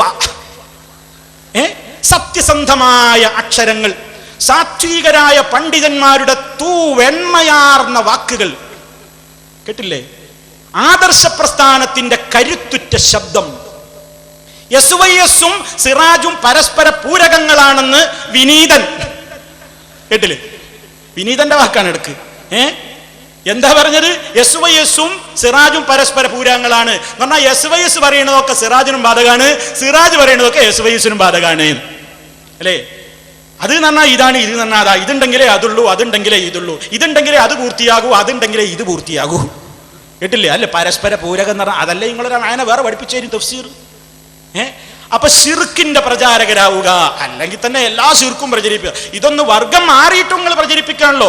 കുറെ ശിർക്ക് എല്ലാ നേർച്ചയും നിങ്ങൾ പ്രചരിപ്പിക്കുന്നുണ്ട്, അതിന്റെ പുറമെ അപ്പുറത്തതും പ്രചരിപ്പിക്കാണ്.